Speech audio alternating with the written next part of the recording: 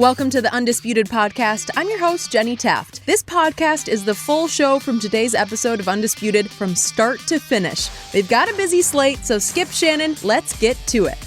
Welcome to Undisputed. We are live from Los Angeles. I'm Jenny Taft, here with Skip Bayless and Shannon Sharpe. Good morning. Yep. Yeah, we good. How you doing, Skip? I'm doing good. Yeah, you won't be after Thursday. Oh, I thought you had something you wanted to say today. I do have something. Okay, well, say it. First thing, Skip. Today is my son's birthday, and I want to say happy birthday to him. Thanks for coming out, you and your beautiful wife, Rebecca, for Thanksgiving, spending time with me. And my good friend, Deion Sanders. Yep. Skip, he had a very serious situation, and he's finally turning the corner. He wanted me to let everybody know that all your thoughts and prayers, obviously God heard them, and although he can't respond back to everybody individually, he wants to thank you for sending your heartfelt prayers and thank yous, and get well soon. So my good friend, Time, I'm happy for you, bro. I'm praying for you. You know we talk a lot, and I'm glad you're on the other side of this. So am I. We should have said something earlier because he missed 3 games with complications from foot surgery. Yep. And just a week ago, he was wheelchair bound and could not even get up out of the wheelchair without help. And I think he's turning the corner. He is, Skip. He's finally turning the corner. He's feeling a lot better. Obviously, he's feeling a lot better because he called me the other day joking. So good. That's a great sign. Greatest cornerback ever. Well, there's no question. Not even close. It's not even close. Prime, we are thinking about you, and boy, I would love to play for a guy like that. Every time I look at him on social media and his messages to his team, what a special coach. Thank you for sharing, Shannon. And we're thinking about you as well, Prime. So we got to talk about the game last night because I want to discuss what Washington has been up to. Don't look now, but the Washington football team is back in the playoff hunt after last night's 17-15 win over Seattle. After taking down Tom Brady, Cam Newton, and Russell Wilson in the past 3 weeks, Washington is now 5-6 and sitting in the last wildcard spot in the NFC. They're also just 2 games back of Dallas, and will face the Cowboys twice in the next 4 weeks. That's a lot. Shannon, how big of a threat is Washington to the Cowboys? Skip, I don't view them as a very big threat. I don't think they're a very good team. Now, if this was a situation, Skip, it came down to coaching. If it was a coaching decision that was in the ball game, or if these last couple of games came down to coaching, I would say Washington because I trust Ron Rivera more than I trust Mike McCarthy, even though Mike McCarthy's won a Super Bowl, Skip. But I understand what Washington did last night, Skip. They beat a Seattle team. And although Seattle used to be a marquee victory on someone's resume, they're not that same team. So beating Seattle is not impressive as it once was. And the Cowboys, first of all, the Cowboys should be embarrassed. As bad as this division is, and you only have a 2-game lead, you should be embarrassed. And if for someone to think that, you know what, Washington still has an outside chance. So clearly, Skip has been telling me, Skip's been trying to tell me all along, this is the Pro Football Focus says this is the #1 offense in football. They say they got the #1 guard, the #1 tackle, and you got a 2-game lead. You got a 2-game lead over a team that's not even 500. And you're talking about you're worried. I haven't even spoken yet. No, you tried to tell me yesterday. You only gave him a 51% chance of winning. That's correct. So you were a 94? No, I was like 96.5. 96.5. Okay. Yeah. Did you rise after last night? No, because what I saw. 98.6? Skip. We're going to talk about Seattle a little later. All right.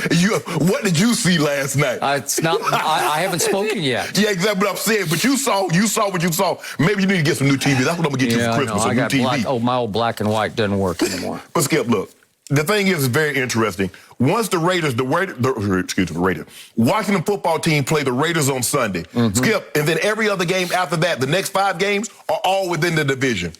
The Cowboys, they play the Saints on Thursday, and then they have one other game outside of their division. So they lose, let's just say for the sake of argument, Skip, they lose Thursday. Washington win. Now you're talking about a 1-game lead. Everybody has a lot of games still remaining in that division, but I just don't see that happening. It's being reported that Trysten Hill is going to start for the Saints on Thursday. We're going to talk about the situation with the Cowboys and the head coach being absent. Yeah. But Skip, I'm not overly concerned about this. Washington played well last night. Taylor Heineke made some big-time throws. Skip, he's a baller. I mean, nobody's going to say this guy's going to be a Pro Bowl quarterback or an All-Pro or anything like that. But somehow he finds ways to make throws to win ball games. And they're winning. But I'm not overly concerned about them in this division, considering that they spotted the Cowboys so many games earlier. The Cowboys built up such a commanding lead. And, Skip, I understand that this is a marathon, not a sprint. But even in a marathon, you let somebody get too far ahead of you, ain't no catching them. And so I believe that's the situation what we have in the NFC East. I believe they're letting the Cowboys get too much ground in front of them, and they've left themselves too big of a hole to dig out of. So I'm not overly concerned. I don't view Washington football team as a serious threat in this division. So I am trying to sit over here and figure out what your MO is across the table. What you mean by MO? Your modus operandi. I don't know what you're trying to pull off over there, but obviously from preseason on, we had a 10 cases of Diet Mountain Dew bet on Dallas Cowboys versus the field. I gave you all three of the other ones. You can have your pick. Yes. And for a while it was Giants, and then I talked you into the Eagles for a little while, and now you don't seem to be on anybody because you won't jump on this bandwagon. Well, first of all, since you talking me in, I'll let you talk me into this bet. I'll give you the field. I'll take my Dallas Cowboys. You get the field. Yep. And then I offered you the exit strategy of being able to buy your way out for like 3 cases on 10, right? And I said, wait till Monday. You said, no, wait. And then now I've decided you're not going to buy your way out because I'm here to tell you, I believe you're just trying to poor mouth this. I believe you're trying to jinx my Dallas Cowboys by continuing to say, oh, there's a 97% chance that they're going to win. You know, and you keep pouring it on thicker and thicker and thicker until you finally wake up one morning and say, I won. No. What I'm hoping is that you guys lose on Thursday, and then the Washington football team wins on Sunday. Now it's a 1-game lead. Now I'm going to come in here on Monday, and then I have my chest out. Okay, well, prepare. You should lift some extra weight because you're about to poke your chest out again. It's been over there just sort of sunken in like sunken treasure, right? Yep. But all of a sudden, I'm here to tell you, from my heart and my Cowboy-loving soul, my Cowboys are officially in trouble because that team I saw last night, again, I need to get a new TV. I got to go to somewhere, Best Buy or somewhere, and get a real TV because I keep seeing very different than what you see. I am seeing that our arch rival, often our arch nemesis, for years and years and years. I grew up with this rivalry. I still think it's the best rivalry in pro football. That's just me because I grew up in the middle of it. And I believe our arch rivals have caught fire. I believe that, well, I'm just going on what my eye test tells me. I just watched the new Fitzmagic, right? That's who this kid is. He's Fitzmagic number 2, right? Here we go again. He looks just like Fitzmagic. He's making all the kind of throws that Fitzmagic made. He's actually a little more mobile than Fitzmagic. He can get out of harm's way. He's just your basic little gamer baller. And nobody wanted him because he's just too little. And he doesn't have much of an arm, but it works. And he processes quickly, and he finds open receivers, and he doesn't choke. Under fire, he seems to be at his best, and I just watched him beat Tom Brady and then Cam Newton, fairy tale Cam, back at Carolina. And then last night, he beat Russell Wilson. We're going to talk about Russell here in a minute. Obviously, Russ is not Russ at this moment. But that's how you catch fire late in the year. And I start scratching my head saying, wait a second. On 3rd down over the last 3 games, he just keeps converting like crazy. He's now almost 50% on 3rd down over the last 3 games. It's 22 of 45. That is hot. That is scary, crazy hot. And they are running the ball like crazy. And all of a sudden, the old magic late season formula has kicked in for, of all teams, Washington. And they ran it. If you go back 5 games, they went 112 against Denver, 195 against Green Bay. This is running the ball. Then 94 against Brady and company. And then 190 at Cam. And then last night, they ran for 152 yards. And every time I watch Gibson and McKissick, they're pretty good. I'm not saying they steamroll you, but they're dangerous on the ground because they can slash you. They hit creases, and they both run hard, and they run with authority. Well, Gibson almost ran the game away, running out of bounds. Okay, well, he does that on occasion, but it's because he runs too hard. Okay, so all of a sudden I say, now, wait a second, time out. What did I predict to you? I've been saying this for 2 weeks. Watch what happens on Thursday night at New Orleans. Yes. Guess who's going to be the starting quarterback? I predicted it. I sat right here in the seat and I said, watch Taysom Hill get healthy just in time for Dallas. He's missed whatever it's been, 6 or 7 games now with the foot injury, okay? And all of a sudden, he's going to start on Thursday night. He brings voltage to the Superdome.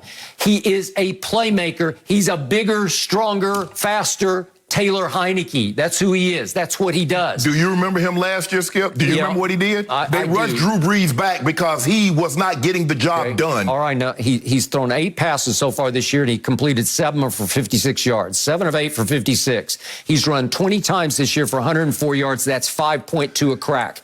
He's just your basic playmaker. He will electrify that stadium on a night in which they want to beat Dallas worse than anybody does outside of Washington. Trust me, they hate Dallas and New Orleans more than you understand. I know the history of that rivalry. Okay. Remember, Sean Payton was Bill Parcells' right-hand man for 3 years in Dallas, right? Yeah. And there were times when I thought that Jerry wanted to hire Sean to come and coach the Cowboys when he's had other openings. Right. And it never materialized. And I think Sean didn't want any part of the circus. No. And you know, he doesn't love Jerry. No, he can't. Jerry couldn't contain him. Hey, and if you put Sean Payton on a lie detector, I promise you he would say the guy I would love to beat the most is that guy in Dallas, Jerry Jones. Put him back in his place. And all of a sudden, quite magically, guess what's happened to the point spread on Thursday night? It opened at 7, Cowboys by 7. And I thought, boy, that sounds like a lot to me, given what I've just seen over the last 4 weeks. Okay. It has plummeted down to 4.5. Why is that? Because Taysom is back, and guess who practiced yesterday? Limited, albeit, Kamara is back. And guess who practiced full yesterday? How about Mark Ingram is back? None of these guys have been playing lately because it's been Trevor Siemian for 4 straight games. Look at his QBRs for the 4 straight losses they have suffered. This is Trevor Siemian, scale of 0 to 100. He goes 20 QBR, 49 at Tennessee, but they lost 23-21, then a 20, then a 14. That's an average QBR of 26 on a scale of 0 to 100. It's horrendously bad. Right. The quarterback play has been so lacking that they don't have a chance, yet they've hung in these games a little bit here and there, and yet Buffalo went in and just destroyed them, and Sean Payton said, I've seen enough. Taysom, are you ready? But here's the thing, Skip. But you're pretending like they're getting Aaron Rodgers coming back. Taysom Hill, I believe he's a jack. I believe he's better playing a lot of things as opposed to one particular thing. Quarterback, I don't believe that he's an every down starting quarterback in the National Football League. Well, guess what Sean Payton just gave him? A contract that can go up to $95 million with $22.5 guaranteed. That's a lot of guaranteed money for a jack of all trades, right? You believe he's a starting quarterback? Well, it doesn't matter what I believe. I think Sean Payton believes with all his heart and soul, I'm going to show you, Shannon Sharpe, and you, NFL world, watch what I can do with Taysom Hill. Watch what he tries to do. Yeah. He's going, that is, again, it's incentive-laden, heavily incentive. It can be anywhere from 40 up to 95. But if he becomes a starter, he's going to get close to $100 million.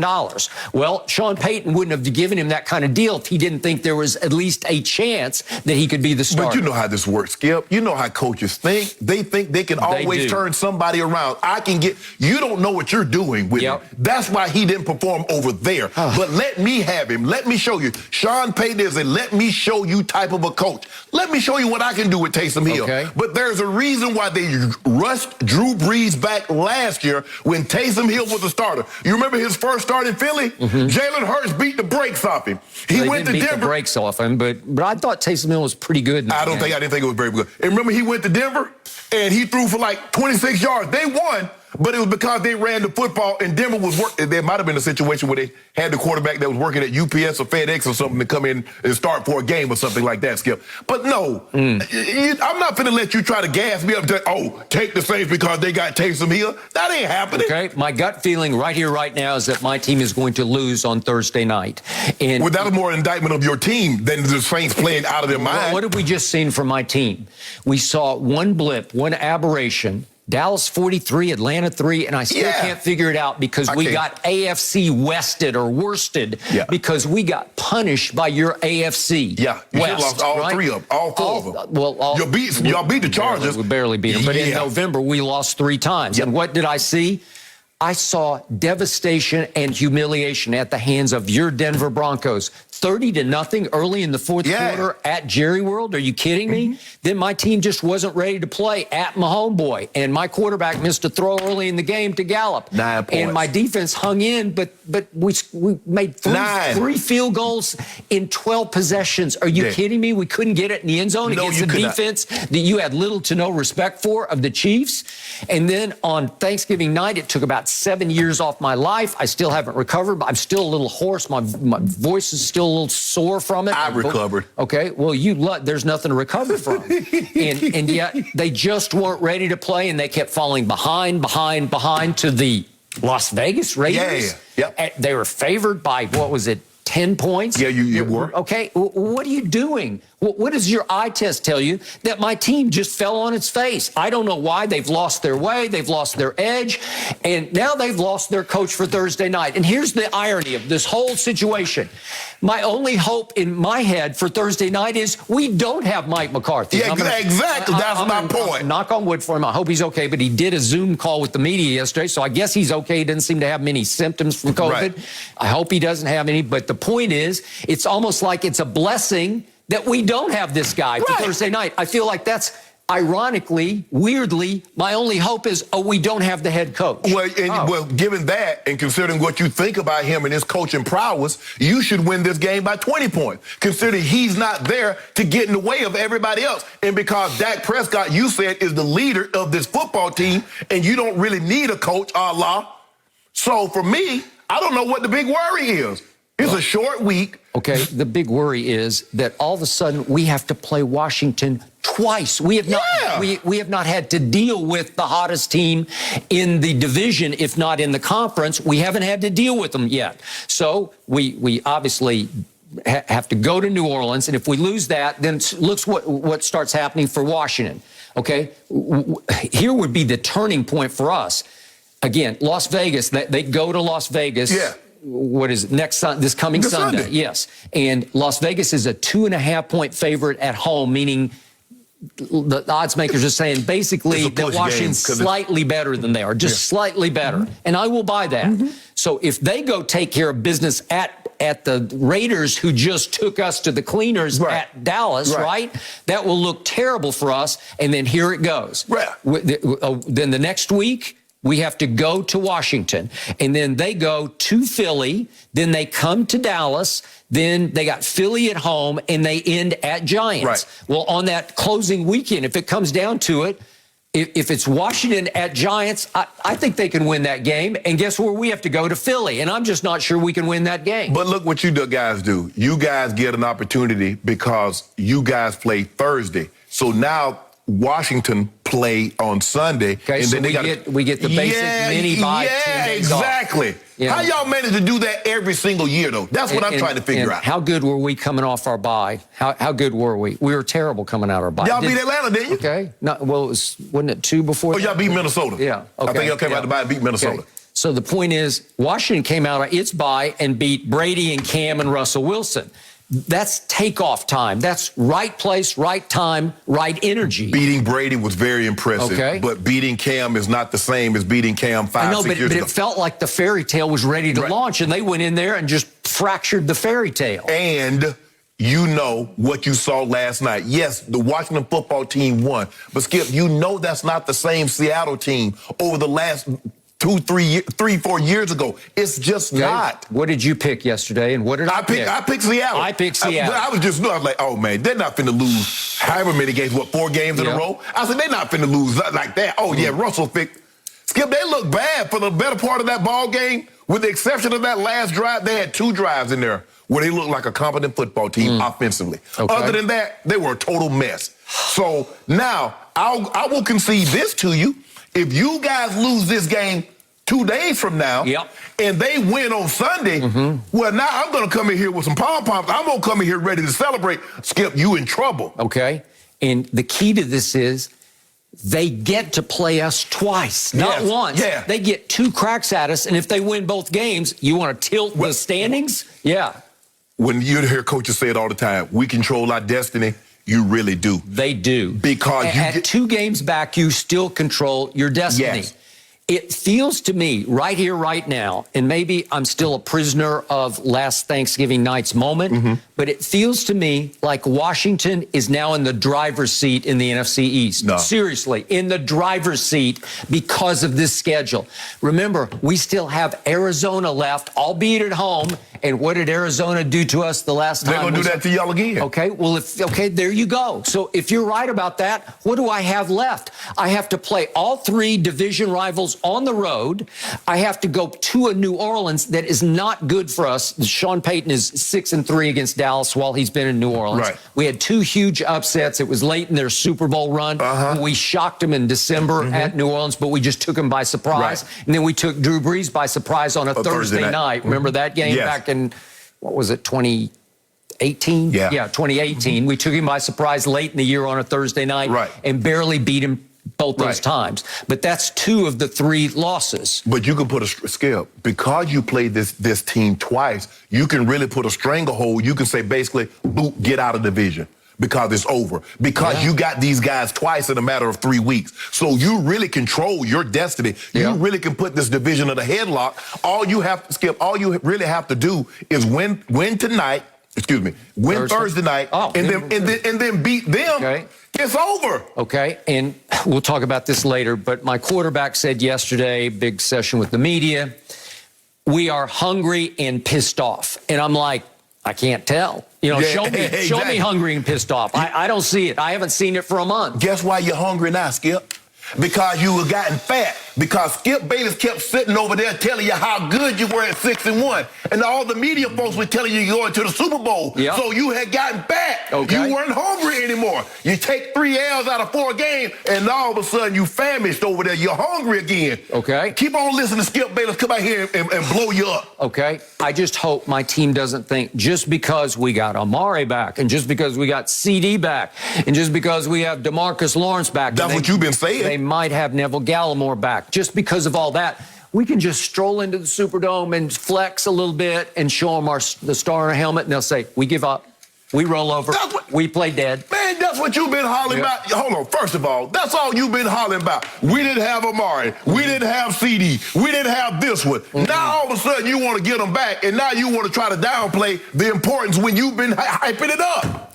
You have to, as you well know, in this league, you have to go play. Yes! You can't talk it. You can't think it. You have to go do it. In this league, above all other leagues, you have to go do it because they'll be ready to do it to you. Can I ask you a question? When are you going to call Jerry and Stephen Jones and tell them that you have to play? And it's just not because you're the Cowboy, you're the most valuable franchise in all of pro sports. They listen to nobody. Okay, well, good. Yeah, they can only hear themselves talk. Well, good. Right? Their hearing only goes to the end of their nose. They can only hear their own voice. Well, good. Well, keep on thinking, like you said, keep on thinking you can just show up and we the Dallas Cowboys and this team remind you. This team, I heard a lot of people say, this team reminds us of those 90s Cowboys. Ooh, that's what they remind us of, Zeke and Amari and CD. And that's all I heard. Now you have to do it. Now you have to live up to that.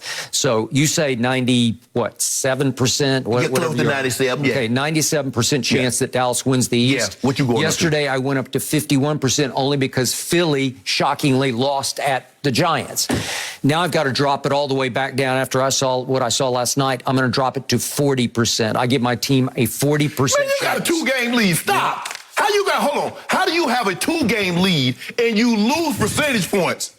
Because of what I saw last night. So that scares me. Is it what you saw on last night or what you didn't see last Thursday? Which is it? Combination thereof. No mercy. Well, even though they're coming off a win, LeBron and the Lakers will have revenge on their mind tonight. The Purple and Gold are playing the Kings tonight, less than a week after losing a triple overtime thriller versus Sacramento, 141-137 last Friday. So, Shannon, do you expect a big revenge win tonight? Why should I expect that, Skip? This team isn't very good. They haven't shown me they're consistent. They win 1 game, they lose 2. They win 2 games, they lose 3. So there's nothing that I've seen, and I think they're 11-11 now in the 22 games that I've watched this team, and I've watched every single game, that shows me that they got 2 wins, Skip, the entire season in which they won by 10 points or more. 2. One of those games against the Houston Rockets. So I'm supposed to... And they have lost the most 10-point more leads. Right. Yes. So I'm supposed to believe that what I've seen is not true, and there's something hidden deep down inside that's going to say, you know what? They're going to show me. Win 2, win 3, win 4 games.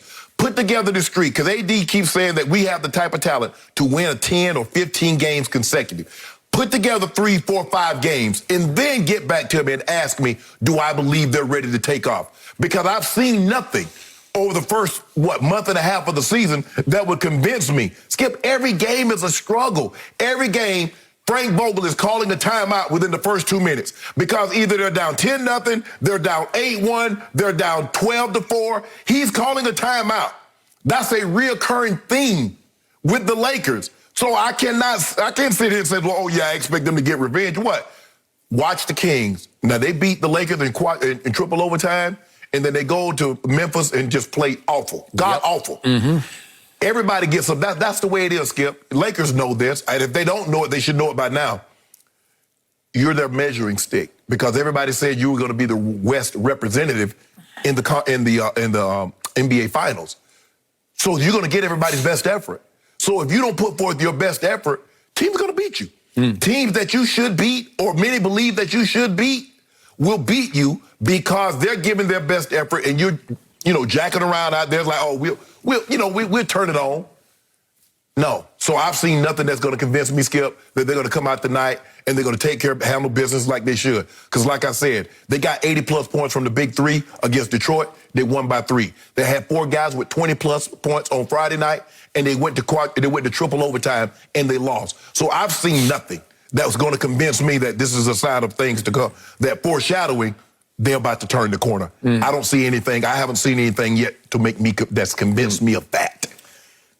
I would agree. And on top of that, I give you this. I believe your Lakers have played the easiest schedule so far in the NBA. They have. Thank you. Believe they have. Okay, because 12 of the first 15 were at home. Yes. And even on their Eastern swing, they had to go to Milwaukee and they had to go to Boston. But other than that, then they come right home and they get Sacramento and Detroit, and then they get to go to Sacramento. It's like here, and the Lakers are saying, we're 11-11. Yeah. I just talked about how my Cowboys revert back to that syndrome of let's just roll our helmets out onto the turf with the big stars on the side, and the other team will roll over and play dead. Right. There's something about that purple and gold jersey this year that LeBron in year 19 and adding Russ and obviously AD, and there's Dwight and there's Carmelo. We've got 5 Hall of Famers on this team, and it's like when they see the purple and gold, they're going to roll over and die. They're going to give up quickly, and they won't. No. Actually, they're going to play harder. They'll play harder. So the other night I told you I'm watching on Friday night, supposed to be date night, and I get to the 8-minute mark of the fourth quarter, and you're up 13, and Russ is giggling and cutting up and having a good old time. And I tell my wife, Ernestine, I'm out. But let me I got to check this Gonzaga game out before we start watching Jeopardy or whatever we're going to watch. Yellowstone. We're into Yellowstone now, but whatever. And she said, okay, we'll watch Gonzaga for a couple of minutes. And I keep looking at the computer, and your score keeps going closer and closer. They were up 13, and all of a sudden, they're not up at all. Right. And I say, this is impossibly bad. There's no Harrison Barnes, right? Right. There's no Holmes playing. That's another starter, a very good player for them. And Harkless had come in for Harrison Barnes, and he gets hurt right away. And so they're just down player after player, and it comes down to Buddy Hield coming off the bench, the guy that you wanted them to go get instead of Russell Westbrook. Right. And he hits all the biggest clutch shots of the night, he and De'Aaron Fox. Even Bagley hadn't been playing. He had not been his dad's playing. like, I want my son out of there. He wasn't playing. Halliburton, shots. all of a sudden, Halliburton couldn't miss from 3 with that set shot he was shooting. Yep. It's just, like I said, the Lakers be thinking that we're the Lakers, and teams are looking at it like, okay, yeah, we want to take down the Lakers. You're gonna make our night tonight. Okay. We're gonna make a name off of you. The biggest difference I see from last year to this year is last year you wound up number 1 in defense. Yeah. That's pretty good. Yes. This year you have plummeted to 16. Yeah. And LeBron has plummeted from, at times last year, he was in the top 10 in defensive win shares individual. He's down at 279, 279th. Well, as you say, he can't sit in a chair in year 19. and he turns it on in little spurts here and there, but they're going to have to get real serious about playing defense. Never been Carmelo's strongest suit, obviously, and yet as a group, it's never been Russ's strongest suit. So when you add them to the mix, you suffer so much in defensive mindset and tenacity. Then they try to get Avery in there because he'll D up, you know, he'll get in somebody's face a little bit. And yet his three-point shot comes and goes, and you say, well, how long can we ride with him at the expense of getting a better shooter on the floor, right? Well, it's not working because I don't see them lock anybody up and lock them down. They can't, and that's the problem, Skip. When we say they don't guard the three-point line, it's not that they don't, it's that they can't guard anybody off the dribble. So when when the guy breaks his guy down off the dribble, well, help has to come. Well, the help has to come from somewhere. So normally now they get wide open threes because, like you said, Russ is not a defender. Most of these guys, for the better part of their career, has never been asked to defend. Now you're getting guys in their early to mid-30s and says, okay, now we need you to defend. Well, I've never been that in my 20s. You expect me to be that in my 30s? So they can't.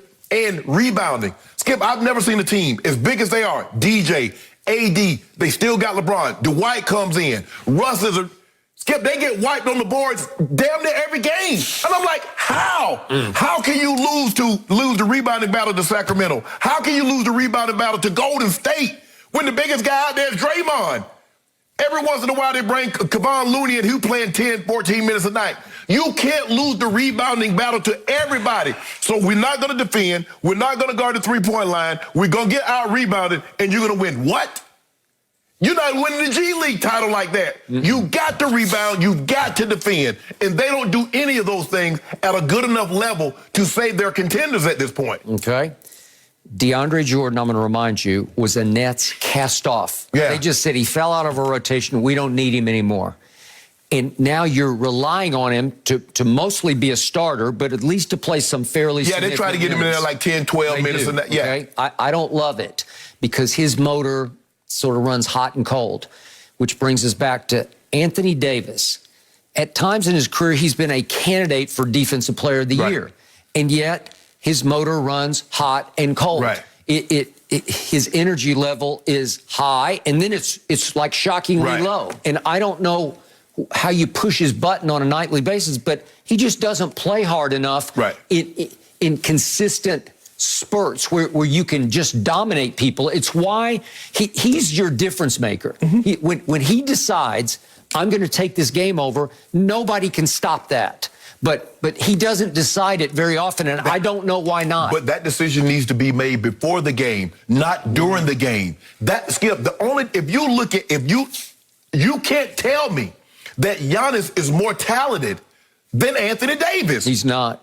But Giannis' desire on a nightly basis is greater. I agree. Sometimes that's what it comes down to, Skip. Yes, all these guys at a professional level, regardless of the sport, are talented. Some are more talented than others. But when you start to get to that upper talent level, it's desire. It's what separates some of the other guys from the other guys. If AD plays like that 37-15 game, if he plays like that, Skip, that should be the standard. When I watch Giannis is going to get a bad game for Giannis is 28-12. I agree. You mess around, Giannis will get 40 and 20 on you. You cannot question the energy, the intensity. That's it. It's every second, every dribble. Block a shot on one end, Skip. Run the court on the other end. Dunk it. That's what I need from AD. Because I've seen him do it. Skip, you saw him against Detroit. Remember? He blocked K's three. He did. K got the ball back, drive to the basket. It again. He blocked it on the other end. Then he goes down there, post up, hits little baby turnaround. So I know he can do it. I just need to see that more often. That needs to be his standard. AD's standard needs to be the standard, but he doesn't play. I don't know what he thinks his standard is. But AD, you should be, if you don't get 28 and 12, 28 and 14 on a nightly basis, you should be ticked off. You should be throwing chairs and mad. Like, why did I not get those numbers? If I could pour Russell Westbrook's energy into Anthony Davis on a nightly basis, he averaged 35 and 20. You would have lights out. You would have MVP every year. He would dominate this league. But he doesn't have that. He'd be a young Tim Duncan. If he did that, he'd be a young Duncan never looked like he was playing with energy, but he played the same way every night. He gave you everything. It just didn't look. You didn't know, but electric. you didn't know if he was happy, if he was sad, he had a good day at home. He was just gonna come out there and gonna give you 22, 12, 3 blocks, 2 assists, and was gonna man the paint on the defensive end. Now to the final problem facing your team, and you won't want to hear this, and you will not respond to this, I predict. But your man, LeBron James, in year 19, is shooting way too many threes. We just saw 3 games over which he shot more threes than he has in any 3-game stretch in his entire career.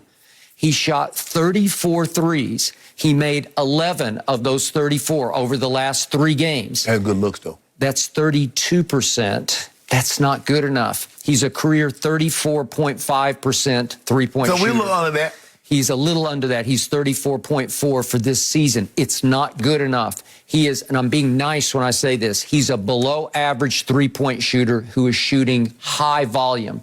He's averaging 8.3 a game in three-point attempts. 8.3. Last year was his career high at 6.3. So he's just going rocketing up in three-point attempts.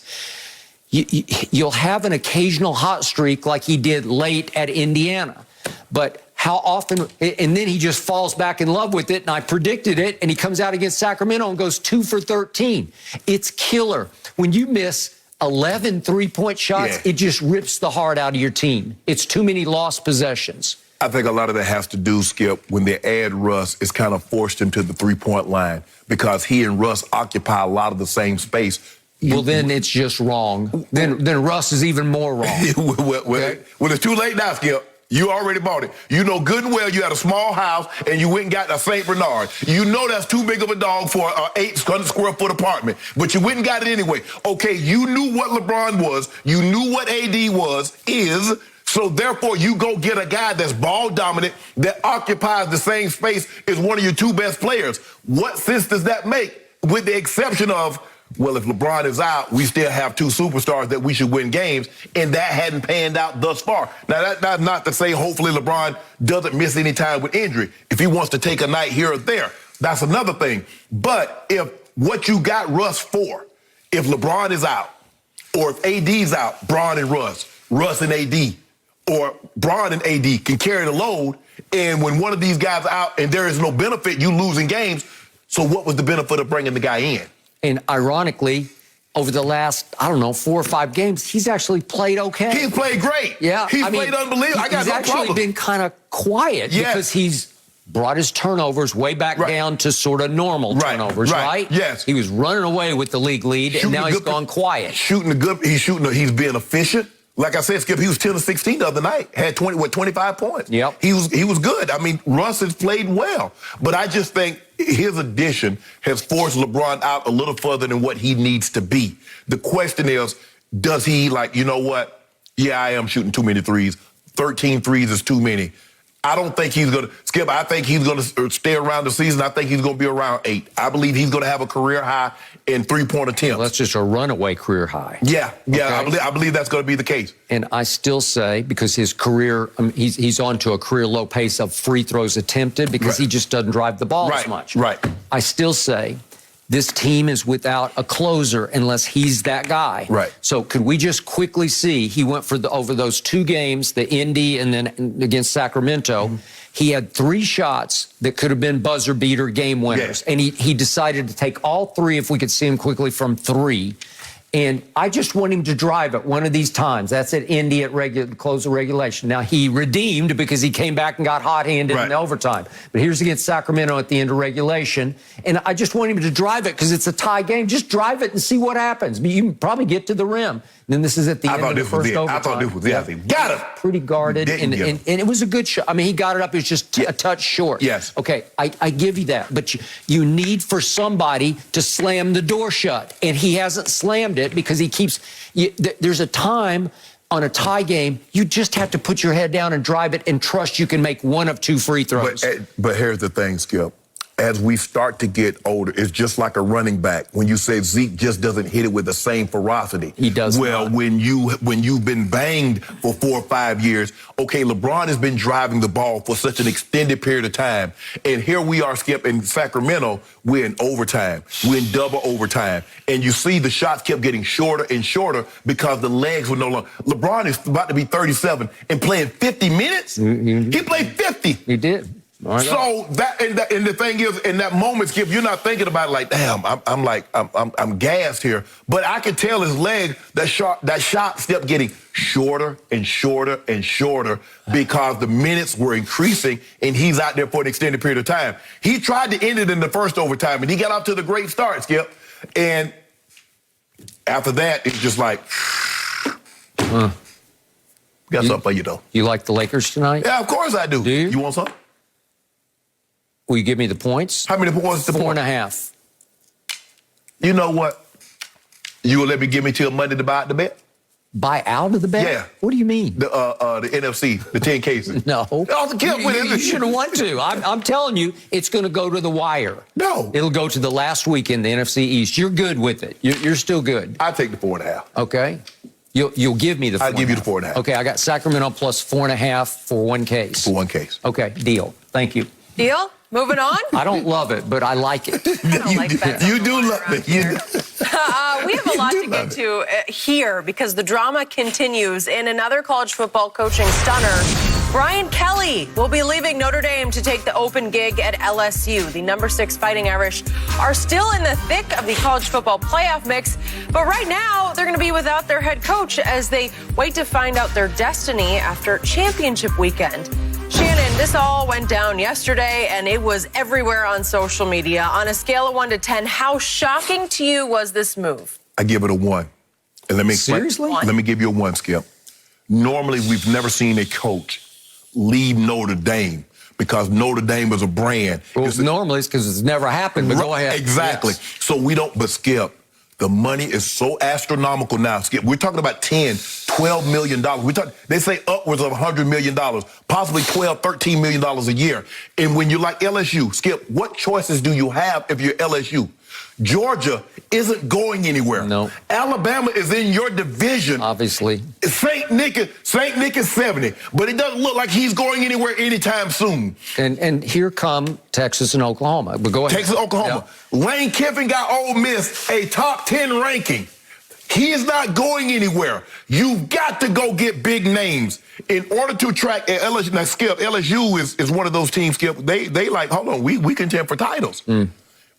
Hold on, we 11-11? Well, just a couple of years Yes! ago, they won it. They won it all. Like going away, they won it. Yeah. So LSU knew they had to make a splash. Skip, to pry this guy away from Notre Dame, who is a gold standard institution, they're independent. Which means, you know what? We keep all the money for ourselves. We so bad, we don't need to be in a conference. We don't need your stinking money conferences. Yeah. How do you get a guy like Brian Kelly to leave Notre Dame? He ain't leaving for Skip. I'm sure he's making probably $6-7 million there. He's not leaving that to come to LSU. Make it worth my while. Now, they probably got in touch with his agent. I don't know who his agent is, but they probably got into his. What would you think Brian would be interested in the LSU job? Well, how interested do you want him to be? I think for that number, he'd be very interested. So, Skip, I'm not surprised because you see what Lincoln Riley, Skip, when if USC, Skip, you at some point in time, Skip, you got to go big. Going big costs money. To get Lincoln Riley to leave Oklahoma, he ain't leaving for no peanuts. Brian Kelly is not leaving Notre Dame, Skip, for no peanuts. Now, LSU is a football school. Guys come to LSU, Skip, because they want to play on Sundays. You go to Alabama because you want to play on Sundays. You go to Georgia because you want to play on Sundays. And LSU knew. Georgia, you see all them 5 and 4 stars that's early committed? You see what Alabama, all those 4 and 5 stars? They said, we got to make a splash. So, Skip, I'm not surprised. When you start $100 million for a coach, Skip, $100 million? Bye. They gone. I'm seeing it upside down. Maybe I'm seeing it through rose-colored college football glasses. You old school kind of coaches never left. No. A scale of 1 to 10 on my shock value is I'm at a 10, and I'll tell you why. In my days at the Chicago Tribune, where I was the columnist, I wrote a whole lot of Notre Dame columns, and I went to a whole bunch of games in South Bend, and I went to a whole bunch of bowl games with Notre Dame. It was in the Bob Davie era. I know it inside and out. I have a feel for it. I did a lot of inside Notre Dame kind of pieces. It is a great place, I got to tell you. And we're going to talk about what Lincoln Riley said at his opening press conference about he's going to make USC the Mecca of college football. To me, Notre Dame is still the Mecca to me. It represents everything great about college football. It's all rolled into one. It's the movie Rudy. It's Play Like a Champion Today. It's those golden dome helmets that they wear. It's the coolest gold I've ever seen. It's just like it just comes off the TV screen and just gets up in your eyes. It's so gold. And the legacy of obviously Rockne and win one for the Gipper and this man became, all of it. There's no greater tradition than this one. And I love my Oklahoma tradition, but it's not this. And by the way, that winning streak of Bud Wilkinson's was stopped. It was the first game I ever went to by Notre Dame at Norman, Oklahoma. 47-game streak. That'll never been done. Okay. Never. This man became the winningest coach in Notre Dame history, and clearly he's ready to rest on those laurels. Like, I did that, and it's done, and it's debatable whether that will ever be broken, but that's a pretty good record that he has established there, because he's a really good football coach. I think we can agree with that. Yes. He was made for Notre Dame because he's Irish Catholic. He grew up in the Boston area. And his Irish Catholics like money too. Well, I know I got it. But I'm saying it's such a great fit. His father was a Boston politician, so he can command that. He's got a little bit of his dad in him, where he's great with the media. He can play off the media. Says some weird things every once in a while, but he was made for that throne there that is Notre Dame football. And I don't know if it wore him out because there's a lot of pressure, but trust me, there's just as much pressure to win at LSU when you're making $100 million. It's more pressure to win at LSU than Notre Dame because, Skip, you're getting a different type of athlete. You might get 1, 2, if you're lucky in a 5-year span, 5-star recruits. In Notre Dame? Yes. Listen, the academic admission standards are extremely high. They're right up there with Vanderbilt and Stanford, and they used to make the case to me, we are #1 in how difficult our standards are for admission. You're getting a different type of an athlete to go to Notre Dame as opposed to going to LSU. Now, Skip, you can get, because all you got to do is recruit the boot. You get Louisiana, Florida, hit Texas. You're golden. Something Notre Dame, Skip, when I was a kid, Notre Dame was the standard. Notre Dame is no longer the standard. Well, remember, they have their own TV network. That's why you knew them. You could see them every Saturday. Yes, I remember with, I think Coach Parsegian was the coach when I was coming up, Skip. But now it's the Alabamas. It's the Ohio States. Those have the tentacles that reach outside.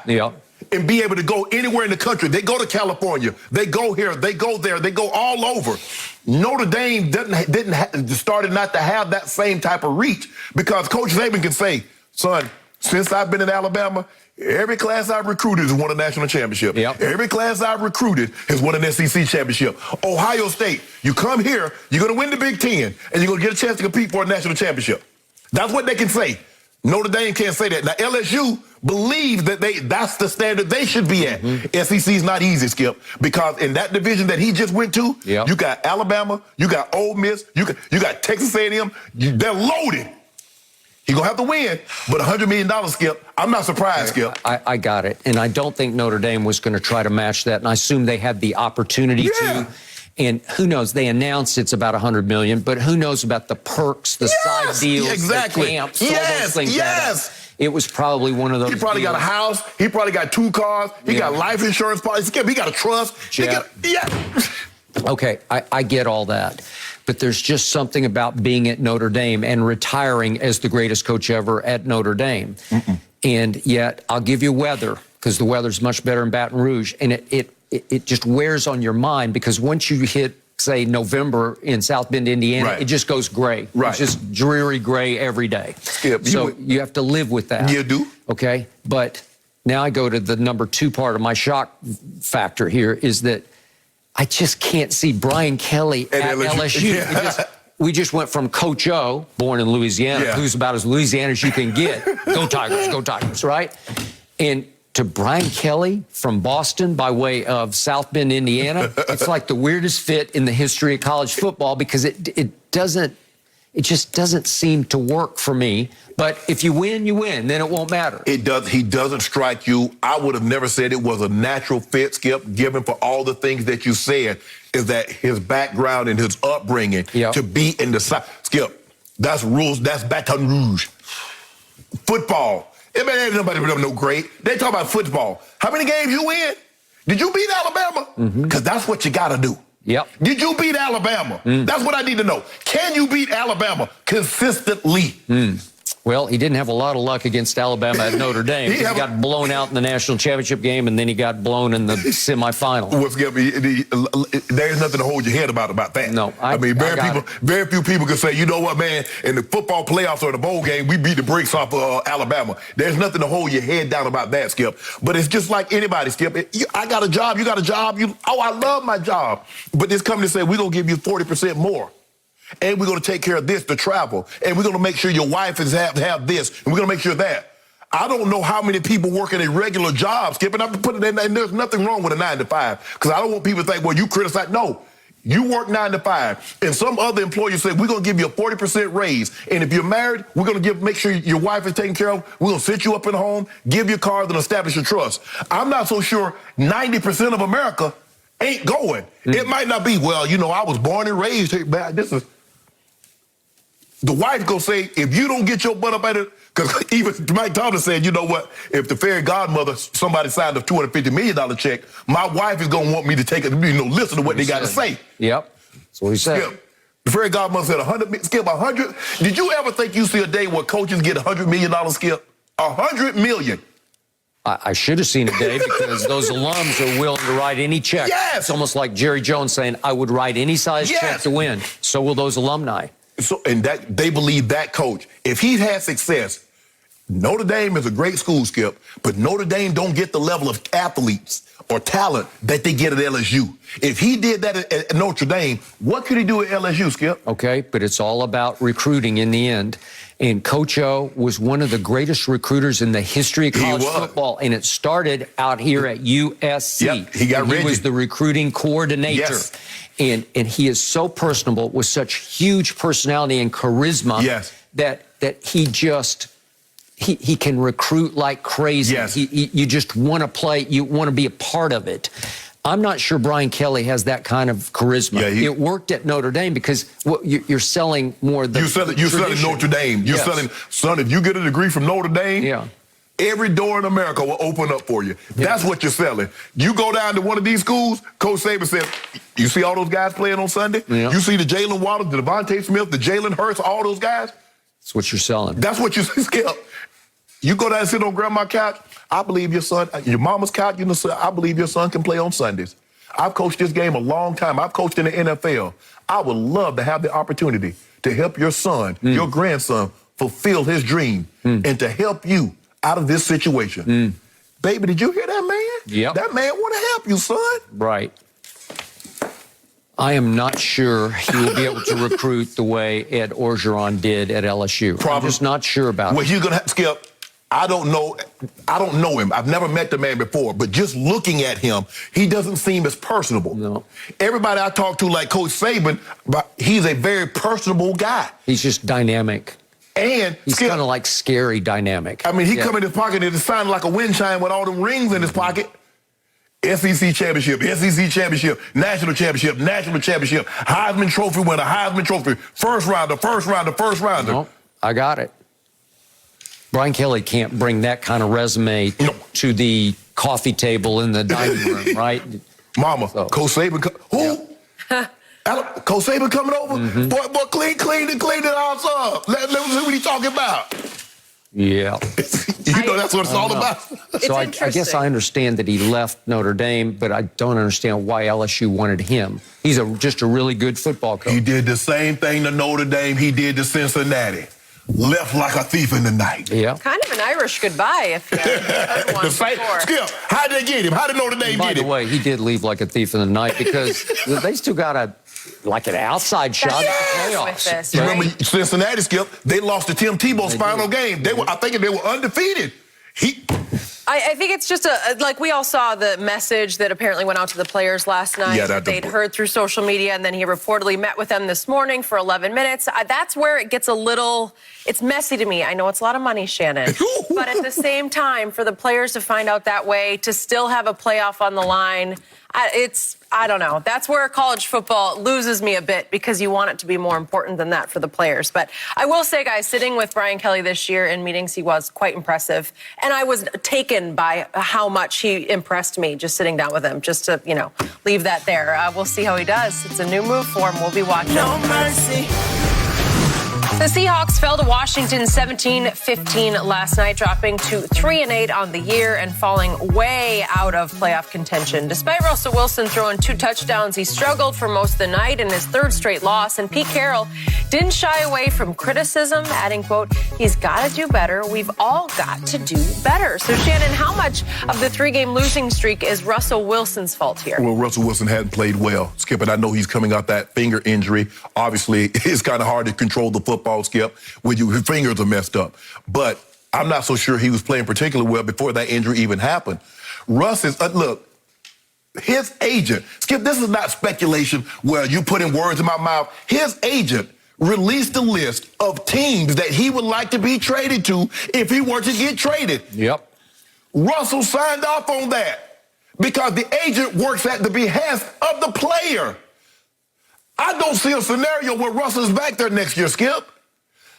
I like DK Metcalf. I like Tyler Lockett. They have good receivers. Everett, the tight end from the Rams, Skip, he's decent. He's not a game breaker, but he doesn't need to be. They can't run the football. The offensive line, they've done a terrible job of putting a decent offensive line. And for the longest time, let Russ cook. Well, Russ might need some new pots and pans because the ones, they got too much burnt stuff on the bottom of them, and he can't cook anymore with this team.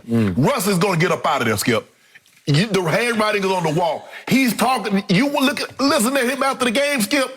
Does that sound like a guy that wants to be there? Does that sound like a guy that's happy in his current situation?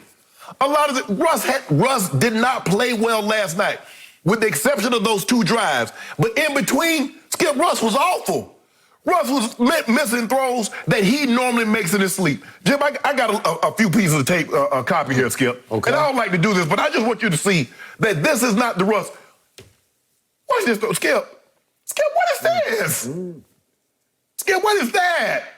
That was going on all night long. Yes! Look at this. Missing it by 5 yards. Look at this throw. Skip, now watch the tight end in the middle of the field of the logo. Skip, what is that? Russ! Russ, come on, Russ, you better than this. I mean, he already done made up his mind. I'm throwing this ball to DK Metcalf. I'm not going to read the field. Russ is better than this. Okay, remember, at that point, he had no catches. So it's like, well, I guess I got to get him a target. I don't think he had a target until the 4th quarter. I don't think they understand how to use DK Metcalf because DK Metcalf could be Brandon Marshall. He's bigger. He's as big as Brandon Marshall, but he's faster. And they found a way to get B. Marsh the ball. They can find a way to get DK Metcalf the football. Yep. But he didn't play well, Skip. The offensive line, Pete Carroll has done a terrible job of putting a line in front of him. Russ is at his best, Skip, when he can improv. Like the last 2-minute drive, Skip, you see how he run up in the pocket and throw the ball? When he can do that, but Skip, it's hard to win games consistently when you have to do that for the entirety of the game. Because for the longest time, there was no plays. Okay, Russ, 1, 2, 3, break. Russ run around, pirouette, retreats 5 yards, come ahead and throw the ball down the field. Yep. This is a bad situation. And unfortunately, Skip, I believe it's going to probably end a lot worse than what it is right now because I think it's going to get messy because Russ is going to want to exit. And I'm not so sure they're going to want him to leave. But he is 33. He is. He turned 33 yesterday. And Skip, last 3 games completed 56% of his passes, 205 yards per game. Yep. He has an average football team around him. And so this is where we are right now. But Russ has not played well this year, and I think it had to do with the offseason in that he was hoping that somebody would come get him and get him up out of Seattle. I don't believe Russ is happy in Seattle, and I don't believe he'll be there after this season. Okay, I hear everything you just said. But the next question is somebody going to give him a lot of money? Is somebody going to want him? Is somebody going to give up a lot of draft picks to get him? Because if he keeps playing like this, everybody's going to sit back and say, wait a second, what happened to Russell Wilson? The guy who just a year ago going into the 2020 season, remember in the top 100 voted on by the players on NFL.com, he finished a close second to Lamar for the best quarterback. Yes. And there's a couple of years, if we go a year before that, I think he finished second to Mahomes. Well, he is a player favorite. Yeah. Players are in awe of him in part because of his escapability. Oh, yeah. I couldn't see it last night the way I used to. He wasn't as lightning quick. I don't know if he's maybe he fell out of shape a little bit because he was gone. Maybe he rushed back because this was pre-serious surgery to his middle finger of his throwing hand. It tore, the tendon got torn. Okay? So is he not gripping it quite right? And yet, every once in a while, you'd see it come out smoothly and purely, and you'd see a good completion. If we could see the good Russ in that he went 96 yards in 10 plays to get it to the end, right? And the first throw was to DK. This is the first out. Okay? And that's the first completion he had all night. That's 13 yards. And then, but see, this is that Russ. You said he stepped up. He stepped up. That's Russ. Swain, and they just completely blew the coverage. And they let Swain get loose right in the middle of their zone. And nobody took him, and Russ found him, and just it came out of his hand pure, and it was a touchdown. Okay? Then we follow that up by a 2-point try in which he sees Swain, who is, for a moment, I'm talking about wide open, and then he just throws off target to him. You can especially see it from the rear view. I thought Fuller made a heck of a play. No, but look at this. Because he fell off his skip. He just missed him. He's sitting down in that big open spot, and then he throws it to the right. He threw it more to Fuller than he threw it to Swain. To me, it was just an off-target throw. It's way off target, and it gets picked. Well, it's not the Russ that we came to know and love and fear, because I don't know if it's his finger or he's lost some confidence or he's starting to age a little bit. I think he might be giving that finger to the Seahawks. Maybe. That's what he doing with that finger, Skip. Okay, so has he lost heart? Skip, is he just not into it? Skip, I'm listening at him talk after the game. I don't see the same desire and passion about being in Seattle and talking about the 12th man and talking about we can turn this thing around that we're used to hearing from Russ. Skip, why on earth would you there are 4 teams that I would accept the trade to if you're not thinking about leaving? What other quarterback you've ever heard that? Tom Brady never put out feelers. Peyton Manning, none of the greats have ever put out feelers talking about wanting to go unless what, Skip? They wanted to leave. So that's what I did. I'm like, hold on. Is Russ? Because I hadn't heard anything about Russ being unhappy. That was the first mention, the first notion that I heard, that he had been unhappy. Well, I heard some, Skip, but you hear things like, maybe the wife wants to be somewhere else because, she has a career also, being in Seattle. You hear things like that. Okay, maybe Vegas would be great because you can set up a residency. Think at one of the casinos, something like that, Skip. But you're like, I don't know, I can't go with that. I need to be some confirmation from a lot of other people. But Skip, this is starting to make sense now. This doesn't sound like a man that is content being in Seattle much longer than this season. Okay. And to be fair, Seattle is now down to its 4th string running back, and they totaled up 34 yards last night. Skip, they had the ball for 18 minutes. I mean, first of all, what's Russ supposed to do with 18 minutes? They had the ball 41 minutes and 40 seconds. That's what the Washington football team possessed the football. Hey, that's what old Tyler Taylor Heineke will do to you because he did it to Tom Brady. Remember, he had like an 11-minute drive to kill the clock and win. Well, he almost had a 10-minute drive on this one. I thought they had to do it if they'd had a field goal kicker. They'd kick the field goal in the game. That's the other thing. They didn't even have their kicker. But 79 plays to 45, Skip. 79 plays to 45. 34 more plays.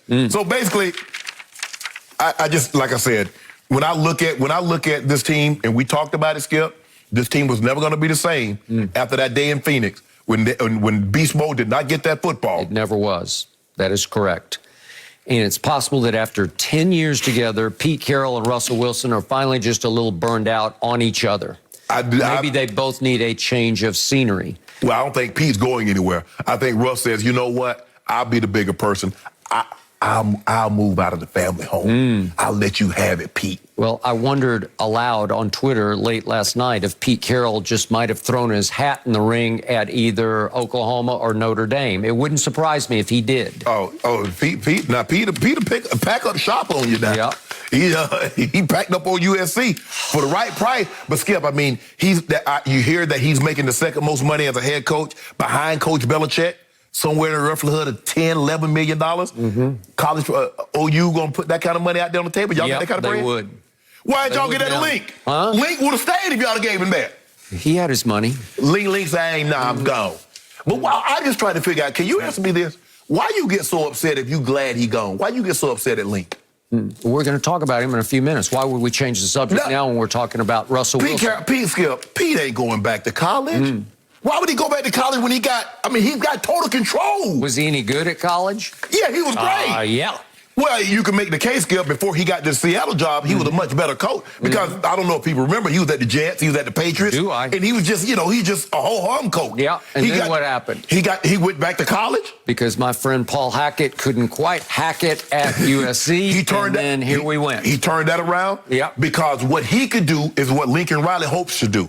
These 4- and 5-star recruits that are in California, keep them from going to Ohio State, keep them from going to Georgia and Alabama, keep them in-house, like the Reggie Bushes, like the Matt Leinart, because you do realize Bryce Young is from California. C.J. Stroud. They're from California, both of them. I got now, it. you're probably not going to get both of them, Skip, but you need to keep one of them in house. You can't let both of them out. So that's the thing, Skip. And does Pete Carroll have a big personality? Oh, the biggest. I've been around him, Skip. Pete Carroll gonna put on shoulder pads. He gonna put on cleats. He gonna run down on the kickoff team. He one of the guys. He's a very player friendly coach. In college, guys love. I'm sure they love that in the NFL. So he has that type of personality, Skip. But I just don't see him going back to college when he has an NFL job and he has total control that's paying him $10, $11, $12 million a year. I don't see that now. Somebody jump out the window and say, "Here, $15 million." Once you fall out of the playoff race in early December, maybe somebody's going to ask him to leave. Maybe he's got to get out while the getting's good. Well, they be talking to his agent. I think maybe a lot of these coaches have Jimmy Sexton, Neil Cordy, some of these guys. They have those guys. No, they ain't talking to him, Pete. That was the agent for. That's the mouthpiece. What do you think about Pete? You think Pete would be interested? Well, how interested you want him to be?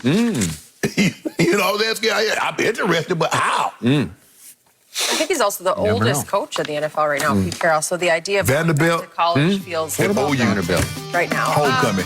No mercy. Saturday, after finally beating Ohio State, Jim Harbaugh leads his 5th-ranked Michigan Wolverines into their first ever Big Ten championship game, looking to punch their ticket to the playoffs against number 16 Iowa. Coverage begins 7 p.m. Eastern only on Fox and the Fox Sports app.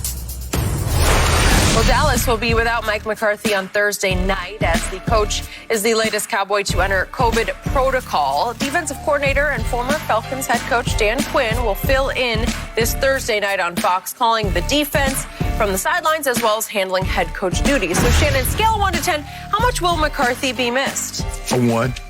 Because I don't think it changes anything, Skip. You and I have done this show together for a better part of 5 years. And we've had different producers for whatever reasons, they might not be here and we have someone else. Skip Bayless' job does not change. Shannon Sharpe's job does not change. Jenny's job doesn't change. Only the voice in our ear changes.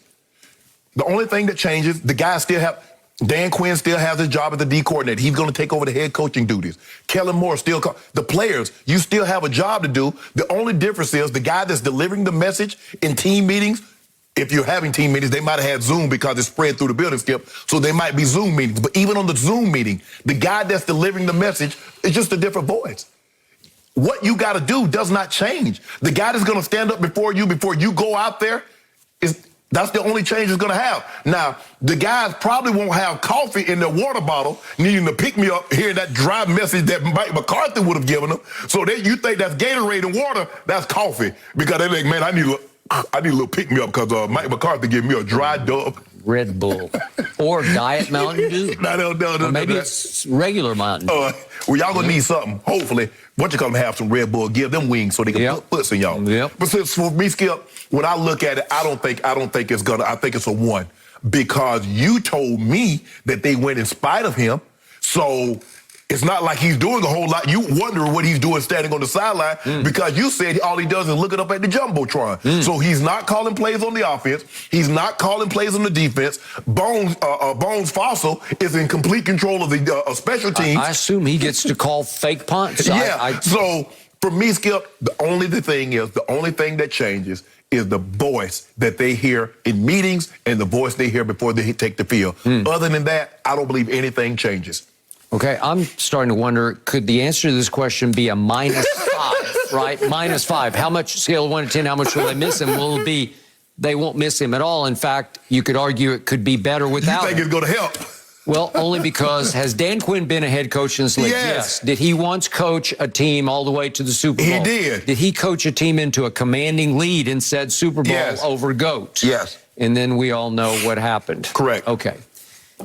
At least he did that. Yes. And then it all fell apart, and every wheel came off of the Atlanta Falcons, which is why he's now a Dallas Cowboy. Yes. So the point is, you're going to take him out of what he does best, which is oversee the defense from on high, where you can actually watch what's happening, watch it unfold, and you can call defenses based on how they are attacking the defense. Right. It's hard to call a defense from the sideline because you can't see it all that well. But Skip, you have spotters up because Zimmer, head coach, calls it. Big Fangio called it from the sideline. They're calling plays. They're calling plays from the sideline. Yeah. Calling defense. They calling defensive plays from the sideline as head coaches.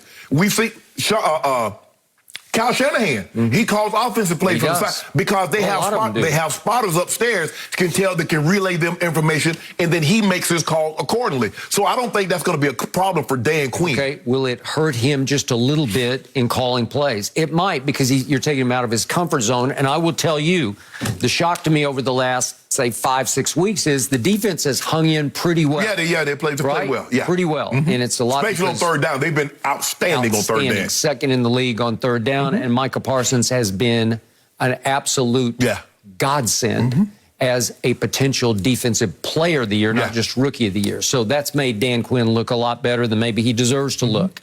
But here's the point.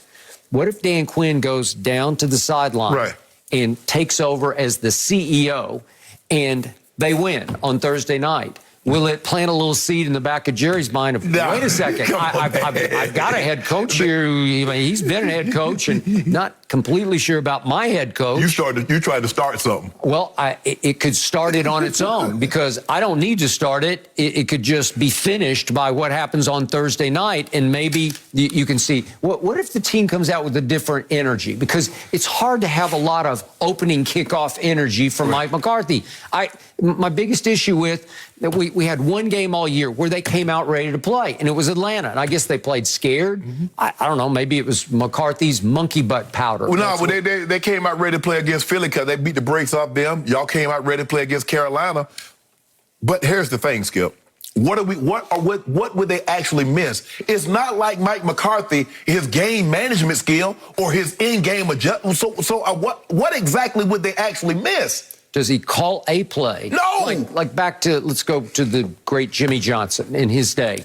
Well, all he wanted was veto power. Yeah. And so he's on the headset with Norv Turner calling the plays. Right. But on a crucial third down, on a crucial maybe fourth and short, all Jimmy wanted to say is run it or throw it. Correct. So if it's 3rd and 3, run Emmett. He said run it, but you choose the play. It's up to you. You pick it.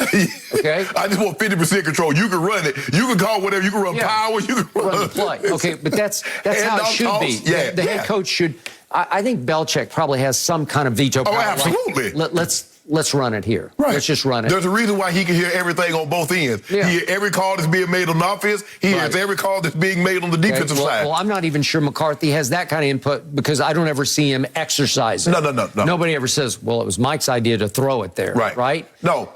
So, but that's the thing. So I agree with that's why I had it as a 1, because Kellen Moore is in total control of the offense. Dan Quinn, total control of the defense. Yeah. Bones Fossil is in control of the special teams unit. So if he's not, and what makes you think, Skip? You've seen the time clock management. You've seen the dumb challenges. So it's not like you're like, man, they're gonna miss Coach Belichick being out would be something entirely different.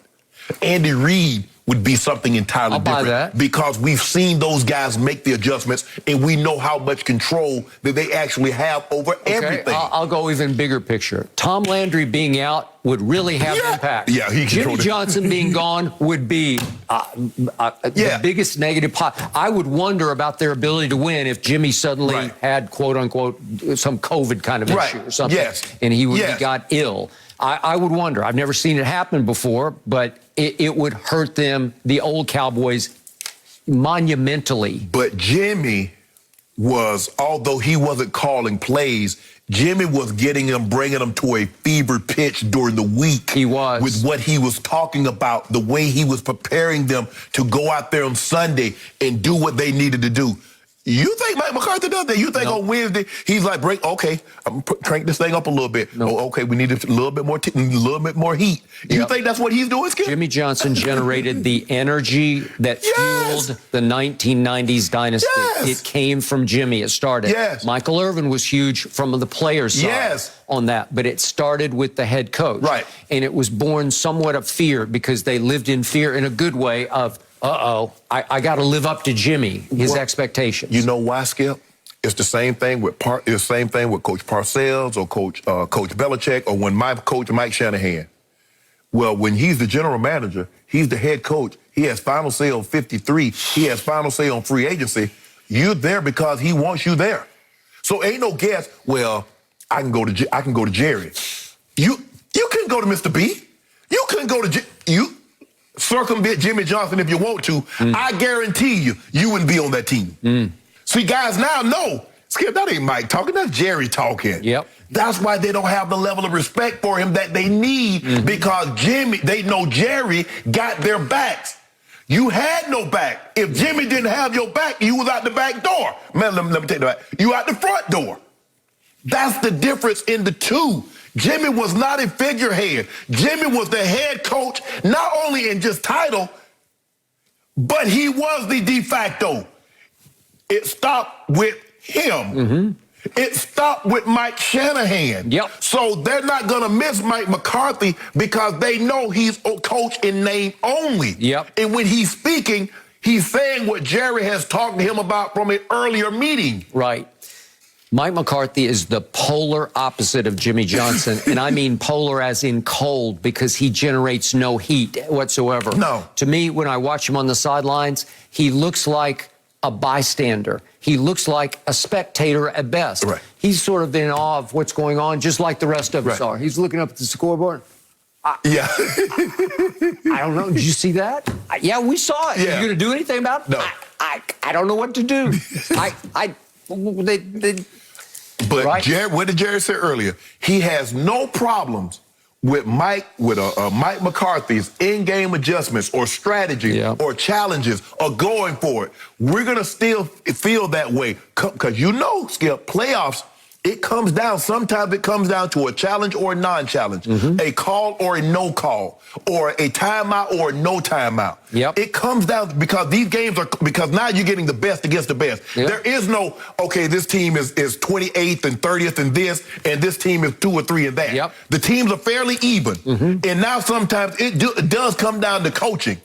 Are you comfortable with that? You comfortable with him, your head coach, making those calls? I am not, because we even had a pivotal play on Thanksgiving Day in which Darren Waller, to my eye, caught the ball and ran with it, made a football move, and got stripped, and the ball is going out of bounds, and Keanu Neal saved it, made the play of the day. And at that point, it was 7-6. It would have changed the momentum because we recovered. We had the ball at the Las Vegas 45. And again, Mike McCarthy indicated after the game that they told him, well, you shouldn't challenge this because you're going to lose it. I don't buy that. I'm sorry. Right. It's just where you take over the game and you throw the flag and say, I want it to go upstairs. Right. Because I think if you start looking at it, you say, well, how many times have you seen that? You remember the Giants game? Yep. He didn't challenge you. You came here Monday, you was living. Because they were still on the edge of the playoffs at that point. And what are you doing? He's just looking. And clear as day, it was not a catch. It was not a catch. And you didn't throw the flag? How can you not throw the flag? And it didn't matter that much because they were probably not going to make the playoffs. But it would have been interesting if they'd won that game. Exactly, Skip. But you allowed them to kick. It ended up kicking a field goal, Skip. You did. Where it had been, I think if it had been a fourth down, and they're not going to kick a field goal from where they were. So you dodged the bullet. You should be happy. Huh. You don't seem too happy. We got a big audition for Mr. Quinn, Coach Quinn. Man, hold on. You just got Mike McCarthy. You told me last year when the man signed, you got a made man. And you ready to get him up out of town already? We got Dr. Quinn, medicine man. He's going to bring us a You got Dr. Quinn, MD, huh? Yeah, we got it. And this may be his moment. I can't believe you. What if they come out and win 40-14? What they got to do? So one game, you willing to change the head coach after one game? What if it all looks different? What if it just feels different? I don't know. You never know. I'm desperate. I can't believe you. Desperate. Come on. You got a 2-game lead and you desperate. How about that? No mercy. Lincoln Riley was introduced at USC yesterday, and the former Sooner coach was pretty confident that he'll get the Trojans back to their glory days. Take a listen. I can promise you that you're going to get the best out of myself. You're going to get the best out of our staff, out of our players, and we're going to put something on that field that you're proud of. This place is going to be full. This is going to be the mecca of college football. All right, Shannon, will he return USC to the top of the college? He look good. How many national championships? You want to predict? What do you got? 4 or 5? How about 3 straight? How about it? I want to hear. I want to hear a bold prediction from Shannon Sharpe. Can we give the man a recruiting class? Yeah. I think the biggest thing is, Skip, is that he has to keep a lot of these 4- and 5-star recruits from getting out of California, and I believe he'll do that. Skip, Bryce Young initially committed to USC. He's from out of day. C.J. Stroud, Kayvon Thibodeau, the projected #1 overall pick is from right here in L.A. Got it. He's in Oregon. Mm-hmm. I believe Lincoln Riley, the #1 running back, committed to OU, decommitted. Lincoln Riley was at his house last night. I believe Lincoln Riley will be able to keep some of these 4- and 5-star recruits in state, which greatly increases his chance. He got Oklahoma to 3 of them. So I believe in what? I say inside of 3 years, inside of 3 years, he'll have an opportunity. He'll be competing. He'll be able to make the college football playoff. Inside of 3 years? Inside of 3. Forever. Really? You don't have any faith in the man? Well, how many did Bob Stoops get to? Remember how Bob Stoops went to that one in 99 and he went to like 2008 and then lean and then he comes along and you go to 3 almost in a row. Heisman Trophy after Heisman Trophy. So why you so upset that the man got up out of it? If he is so bad, he was doing your program so wrong, you got awful upset about him leaving.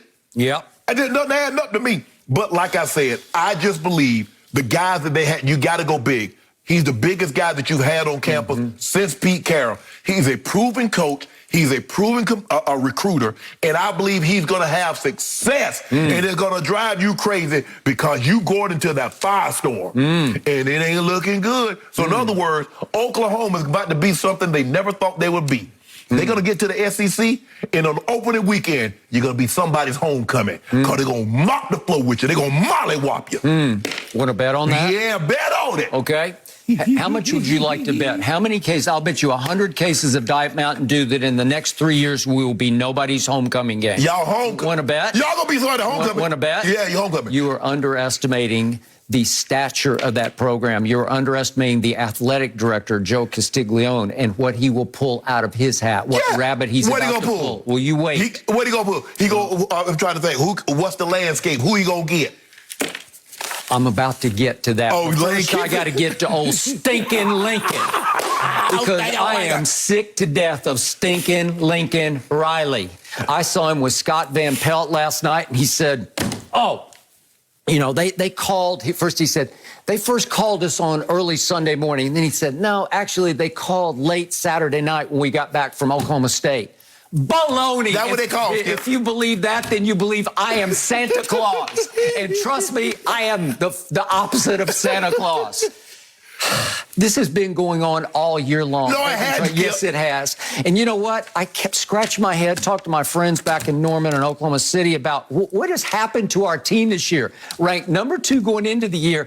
And I keep watching these games saying, what's wrong with them? They barely beat Tulane 40-35 in the opener, and Tulane turned out to be terrible. They did. And then it was barely Nebraska, barely West Virginia, barely at K-State, barely Texas. We're down 30-20 to a team that you find said they're terrible, right? We were down 30-20 at half to Texas. We got about 30 points in the first half to Texas because Lincoln Riley is all offense and 0 defense, and he was from the start. And they could get away with it in the Big 12 because they could cakewalk. In those years you talk about, those great years they got to the semifinal. What happened in those 3 great years? They had pathetic, horrendous losses on the road to Big 12 championships. Do you remember the first year with Baker Mayfield? They were a 31-point favorite at home and lost to Iowa State. Yeah, are you kidding? And they still got to make it all the way to the national semifinal. And then what happened?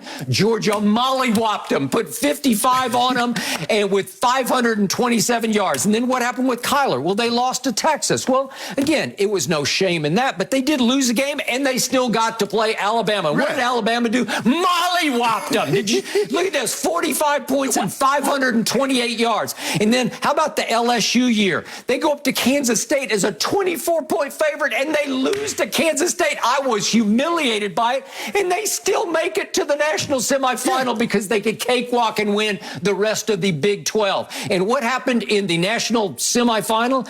LSU mollywopped them 63 points and, wait a second, 692, almost 700 yards of offense. Are you kidding me? Pathetic defenses. The worst defenses in the history, obviously. The playoffs belong to Lincoln Riley. And then I look back at this year, and it comes down to Kansas. At Kansas, you tried to shame me about this. They're down 10-0 at halftime at Kansas. He wasn't into it. His mind is in Los Angeles with the palm trees. Yes, it was. And then we've got 3 games to get to the playoffs at the end of the year. At Baylor, Iowa State, at Oklahoma State. And what happened? We were pathetic in all 3 of them because the coach is quitting on the team. There you go, man. Don't do that. How much game planning time do you think he spent for those games? Listen, this thing was in the making for weeks.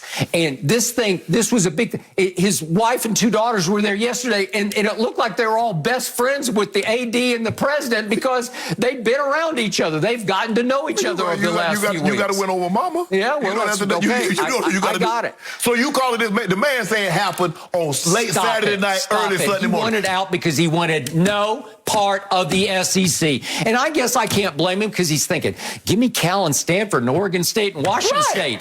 I don't want to have to mess with Georgia and Alabama and Tennessee and Florida and LSU. I don't want any part of it because he got it right between the eyes from him 3 straight times in the playoffs. And you about to find out you don't really want that either.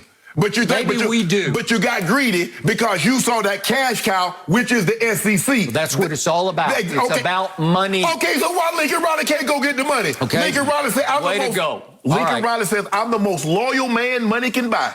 And he bought a lot of it at USC with $10 million plus per year. So Oklahoma can make money, but not Lincoln Riley? USC gave up the most points in the Pac-12 last year. You think that's going to change next year? Good luck. They about to score the most, too. They about to score the most. Well, you better win a whole bunch of 55 to 53s because that's all you got. And you better prepare. Remember I said this. I want every USC fan, and I know USC inside and out. I covered it for the LA Times. I went to Trojan meetings, Trojan Club meetings all over the Southland. I know what it is. I'm warning you, you'll have 1 game a year. It'll be Oregon State. It'll be Cal. It'll be somebody. And you will spit the bit. You will lay the biggest egg because that's who he is. He is not the strongest motivator of a football team. He's a play caller. He's got some offensive genius about him. He is a quarterback maker. Yeah. So guess who I would love to see as my next head coach? You ready for this? A guy who's equal to Lincoln Riley in offensive genius and creativity. Cliff Kingsbury ain't coming. Lane Kiffin. He has learned lots of lessons. I know he has been through the ringer, but he has been all over the place, and he has made his way back to the top of college football, because the job he did at Ole Miss this year was extraordinary with Frank Corral. He is every bit the quarterback maker and the play caller, as you saw for Alabama and Coach Saban, that Lincoln Riley has been. And what I love about Lane, and I know him a little bit enough to know, he's got huge charisma. He's on Twitter. He's funny. He's a little crazy. He's going to do some outlandish things, but the kids love him. The kids will come to play for him. I think he would be a great fit at the University of Oklahoma in the wake of stinking Lincoln. Yeah. Right? So why you trying to steal a purge somebody else guy? That's how it works. Oh, Yep. so that's how it works. Where would Lane Kiffin rather be? Oxford, Mississippi, or Norman, Oklahoma? I guess it's a close call. Yeah, thank you. Right? Because let's not pretend like Norman, Oklahoma is downtown Los Angeles, okay? Because it's not. It's not Beverly Hills. No, it's not. Stop Well, it. it's a suburb of Oklahoma City, so you're right there in the midst of it. Oklahoma. You're still in Oklahoma. Okay. Well, what's wrong with that? It's the greatest state in the union. Stop. Well, it's God's country. No. That's where I grew up. I will defend it to the death. I understand that's where you grew up, but let's not pretend like Oklahoma is L.A. It's not. Let's not pretend like it's Chicago. Well, what is L.A.? Help me out. No, where is? But you trying to say, oh, Oklahoma is so much better than better than Mississippi. No, it's not. Better tradition. Help me out. Oh, so it's a better tradition. It's sure it is. You guys have won a lot. Well, it's the winningest program in the history of college football. It used to be. No, it is. It has been traditionally. Traditionally. When last time y'all won a national championship? I know a team that's got 8 since y'all won 1. Okay, and is that where stinking Lincoln went? No, I'm gonna put USC back on the map. Okay, it is a sleeping giant, but I hope you have the right motivational lightning rod. Well, you should concern yourself whether or not he can motivate players, because he's not motivating the players that play for your team. So why you care? So I want a prediction from you. How many national championships for Lincoln Riley? 4, 5? He'll get to the college football playoff. 7? I'll put it like this. He'll get to the college football playoff before OU does. Really? Yes, really. He really will. Yeah, what you want to do about that? Put something on that one. Mecca. He said Mecca. Yeah. That means that would be the place to go in college football. OU's not. And once upon a time, when I covered USC for the LA Times, it was the destination. Yes. They were loaded. They were the NFL pipeline. Yes. This is back in the 70s and 80s. Yes. But nobody skipped. Alabama used to be in the 70s and 80s. It was Alabama. They had the 1 year in the 90s. And then the 2000, early 2000, it wasn't until Coach Saban came back and put them on the map. Everybody go through these spells. Yeah, there was a time that Oklahoma in the 70s and the 80s, how they do in the 90s? They won that one. In the 2000s, man, y'all had all that talent. Think about all that talent y'all had. Y'all had Adrian Peterson. Y'all had Sam Bradford. Y'all had Lane Johnson. Y'all had all those guys. Yep. And couldn't win a national championship. No. Why not? Well, Coach Stoops won one. He won one early on, second year. Lane, if you'd have gave Lincoln Riley that, he'd have had your national championship. I don't think so. I think so. I disagree with that. Well, you disagree. But you got your chest all out about stinking Lincoln here. I need a prediction. More than OU. He needs 3 years Yes. to turn it around? How long did it take Coach Saban to turn it around? It took Coach Saban 3 years. He took him 3 years in Alabama. I don't remember 3 years. Yeah, you do. Huh? Well, then once he turns around, what do you think? 4? How many titles? He gonna win. Skip, don't do that. He's just a baby. He's like 38. He'll win more titles at SC than whoever y'all get at What OU. I do believe is that there's no way conversations began on Saturday. That's definitely something I agree with over there. Oh, and he's already lost, I think, 5 recruits at this point. They've decommitted from Oklahoma. Come on down to USC. That's just me counting this morning. And that does change things. I think the Sooners need to make a move quickly for a new head coach to make sure that they're safe. Turn them down, Lane. No mercy. This week on Thursday Night Football, Dak Prescott and the NFC East leading Cowboys take on the Saints. It all kicks off at 7:30 Eastern, 4:30 Pacific on Fox, NFL Network, and streaming on Prime Video. So the Lakers are 11-11 so far in the season, currently sitting in 7th place in the Western Conference, which would mean another trip to the play-in tournament. LeBron's squad faces off with the Kings tonight before returning home to play the Clippers and Celtics at Staples Center. We're now joined by First Things First co-host Chris Broussard. Chris, can the Lakers turn it around and win the West? We're going all in. Well, the key word that you just used, Jen, is can. And yeah, can they? Sure. And I don't mean in a never say never, anything can happen kind of way. I mean, they have a decent chance. I really believe that. I know people are looking at the 11-11 record. Well, first of all, that's about what was expected, especially if LeBron has sat out half the games, which he has. Because remember, his first year in Miami with Wade and Bosh, they started poorly. They were 9-8. Then his first year in Cleveland with Kyrie, second stint in Cleveland with Kyrie and Kevin Love, started 9-7, a little bit above 500 before they got rolling. So I didn't expect them to come right out of the gate playing great together. And again, with LeBron out, you would expect them to lose a lot of the games that he's out. They're only a half game out of the fourth seed in the West, which obviously would give them home court advantage in the first round. So they're capable. But you guys remember in the preseason, if you asked me the Lakers or the field in the West, I would go with the field. Well, there's some teams that have emerged in that field that I don't think any of us saw coming. One of them, Phoenix, you could say we saw them coming. I don't think we thought they'd be this good, but they're legit. They're better than the Lakers.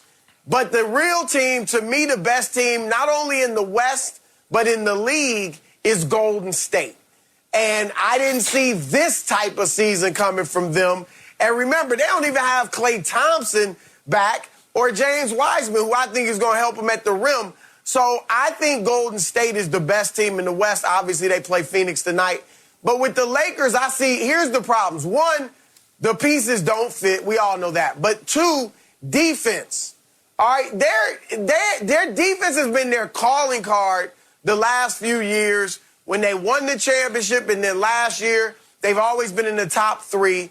This year, they're 19th in defensive rating, and I don't think it's for lack of effort. I think they're trying, but they're too old and they're too slow. And these teams that have younger players, even teams that aren't that good, are just getting open looks and running by them, and the Lakers can't keep anybody in front of them. And then LeBron is obviously still able to put up great numbers, but he doesn't dominate the games like he used to. Even when he has big numbers, yeah, Indiana occasionally. But he doesn't control the game like he used to. And that's age. Part of it is him shooting too many threes. He's shooting 8.5 threes a game. That's 11th in the league, all right? LeBron is streaky from 3. We saw against Indiana, right? He got hot. He started dancing. But on average, he's not a very good three-point shooter. He's okay. He's good, I guess. But he's shooting too many threes, settling for it, and that obviously is age. And watching them that last game against Detroit, and you guys know it got hairy in the fourth quarter. There was a 2-minute stretch in the fourth where they just put up a bunch of threes. Avery Bradley and LeBron, and they're not Talen Horton-Tucker. They're not that great of three-point shooters to settle for threes at times the way they do. And Anthony Davis, we've seen the stats. His jump shot isn't falling. His three-point shot isn't falling. I want to see him try to dominate the paint, but he's not really doing that enough for my liking. So, sure, they can, and I think they'll make a little noise before it's all over. But I don't think they're the best team in the West, and I think they're behind Golden State and Phoenix. Go ahead. Well, you can go. No, you go. Go ahead. Really? I know you got some stuff that you've been waiting for this moment anyway. Well, I don't want to pile on, but since you have given up on your Lakers completely, I want Chris Broussard to know that Shannon Sharpe is officially out. No, I didn't say that. I didn't say that. He can't even go second on this show anymore because he has given up on his Lakers. We want that out there publicly. You see how you put it? And we want LeBron to hear it. We want Maverick to hear it. We want Rich to hear it. And Randy to hear it. I did not give up. Yes, you did. You've given completely up. To Chris's points, number one, they were number 1 in defense last year. They are now 16th in the league in defensive efficiency. It just won't get it done. Unless you right that wrong, you're going to be an also-ran in the West at best. And it starts and finishes with the king, with the face of the franchise, with still the best player on this team. LeBron James is now rated 279th. He ranks 279th in defensive win shares. Last year, for much of the year, he was in the top 5 to 10. Mm-hmm. Well, that's horrendously bad because he's the tone setter on defense. And I've seen little dribs and drabs where he'll get down in the chair and try to guard somebody late. But it's not enough. So he's not setting the tone on defense. And then to amplify Chris's point, on offense, over the last 3 games, LeBron James has shot more three-point shots than in any 3-game stretch of his entire career. We're in year 19, and he just put up 34 three-point attempts over the last 3 games. He made 11 of the 34. That's 32%. It's just not good enough. High volume, low make. And Chris, you say he's a good three-point shooter. I'm trying to be nice. He's below average at best. He's decent. You can't even go decent because he has the rare hot streak. See Indiana, especially in overtime. But it's rare at best. And then when the smoke clears, you look at it, he's a career 34.5% three-point shooter. It's just not good enough. That is well below average, and I'm being nice about that. He is hurting his team because of all those wasted tear-your-heart-out possessions where he clanks and he LeBricks and he clanks and LeBricks. And you just say, God, we just wasted another possession. You got to attack. You got to draw the defense. You got to get to the free throw line. He's now on a career low pace of free throw shooting. Going to make 4 tonight, 4 or 5 of them tonight. Okay, 4 what, threes? 4 threes, 4 or 5 threes on 9 attempts tonight. Okay, well, I would much rather see 10 out of 12 free throws than you got something going. They don't be calling free throws on them, so we're not taking that beating. Okay. But you know what? I guess I'll make it 3 for 3.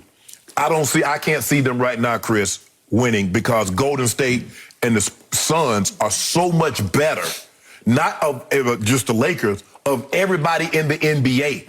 And that's what you're going to have to go through. You're probably going to have to beat both of those, Chris, to just to make it out of the West. And they're going to get Clay back. Yep. And like Chris, you guys were saying, defensively, is because they can't guard off the dribble. When the help comes, they get wide open. The teams get wide open kicks. So we say, well, they can't guard the 3. They can if somebody can stay in front of their guy with the ball. Well, no one can really stay in front of the guy with the ball because, Chris, you're asking guys that's really never been asked to defend. Even in their 20s, they weren't asked to defend. Now you're asking them to defend in their 30s. Which is virtually impossible. Melo has never been a defender. No. Malik Monk, Wayne Ellington, these guys have never been defenders. And don't forget Russ. And Russ, we know he's not defending. Yep. So with that being said, you can't ask guys to get in their 30s and all of a sudden find a new role, which is on the defensive end. Now, the guys, we can find roles for guys on offense.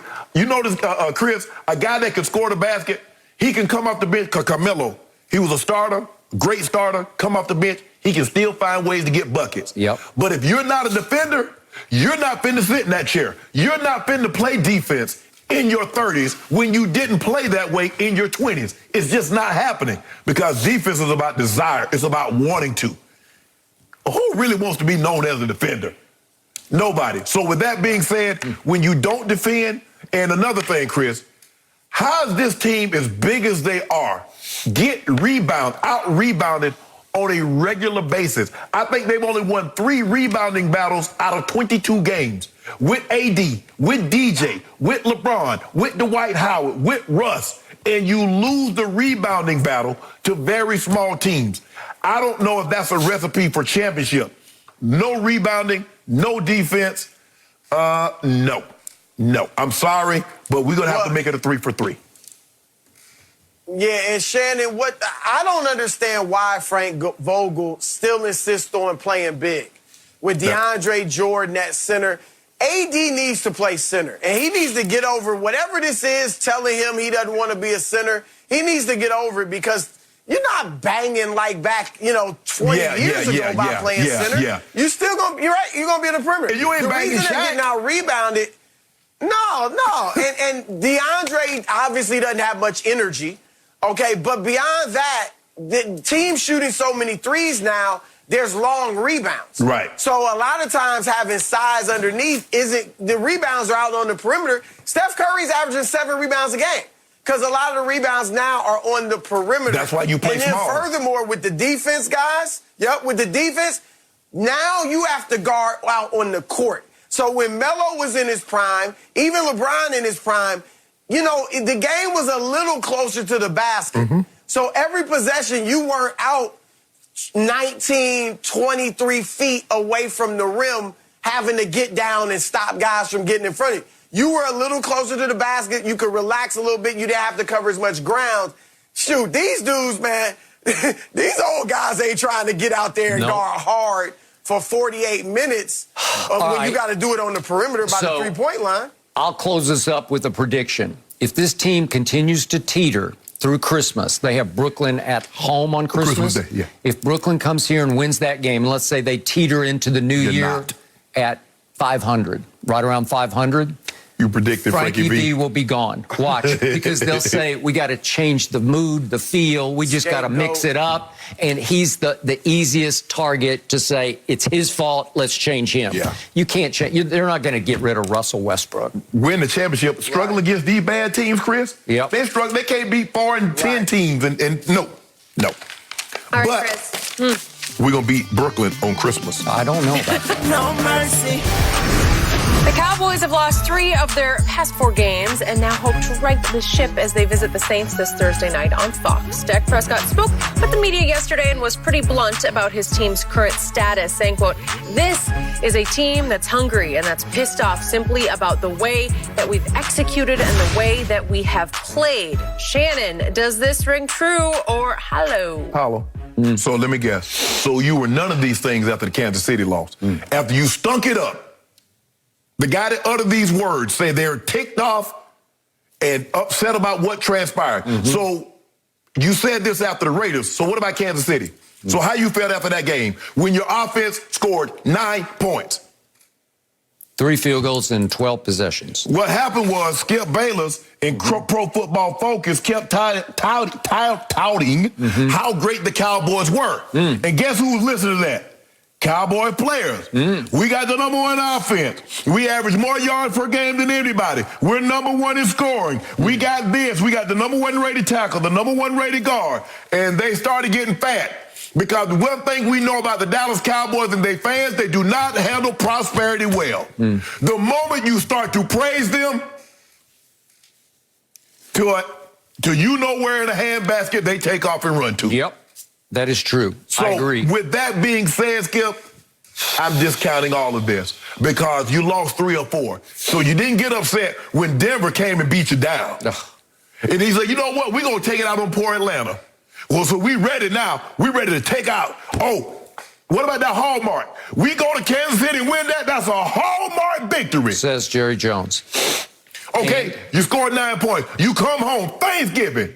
I just heard it was the most watched regular season game on any network since 1990. And 38 million people watch you get the brakes beat off you. That's your team. But you gonna stick with them. You gonna stick with them, huh? It's not my team. It's Dakota Rain. No, your team. You. He is the face of the franchise. He is the voice in the locker room. He is the voice in the huddle and the sideline huddle. This team goes as Dak goes.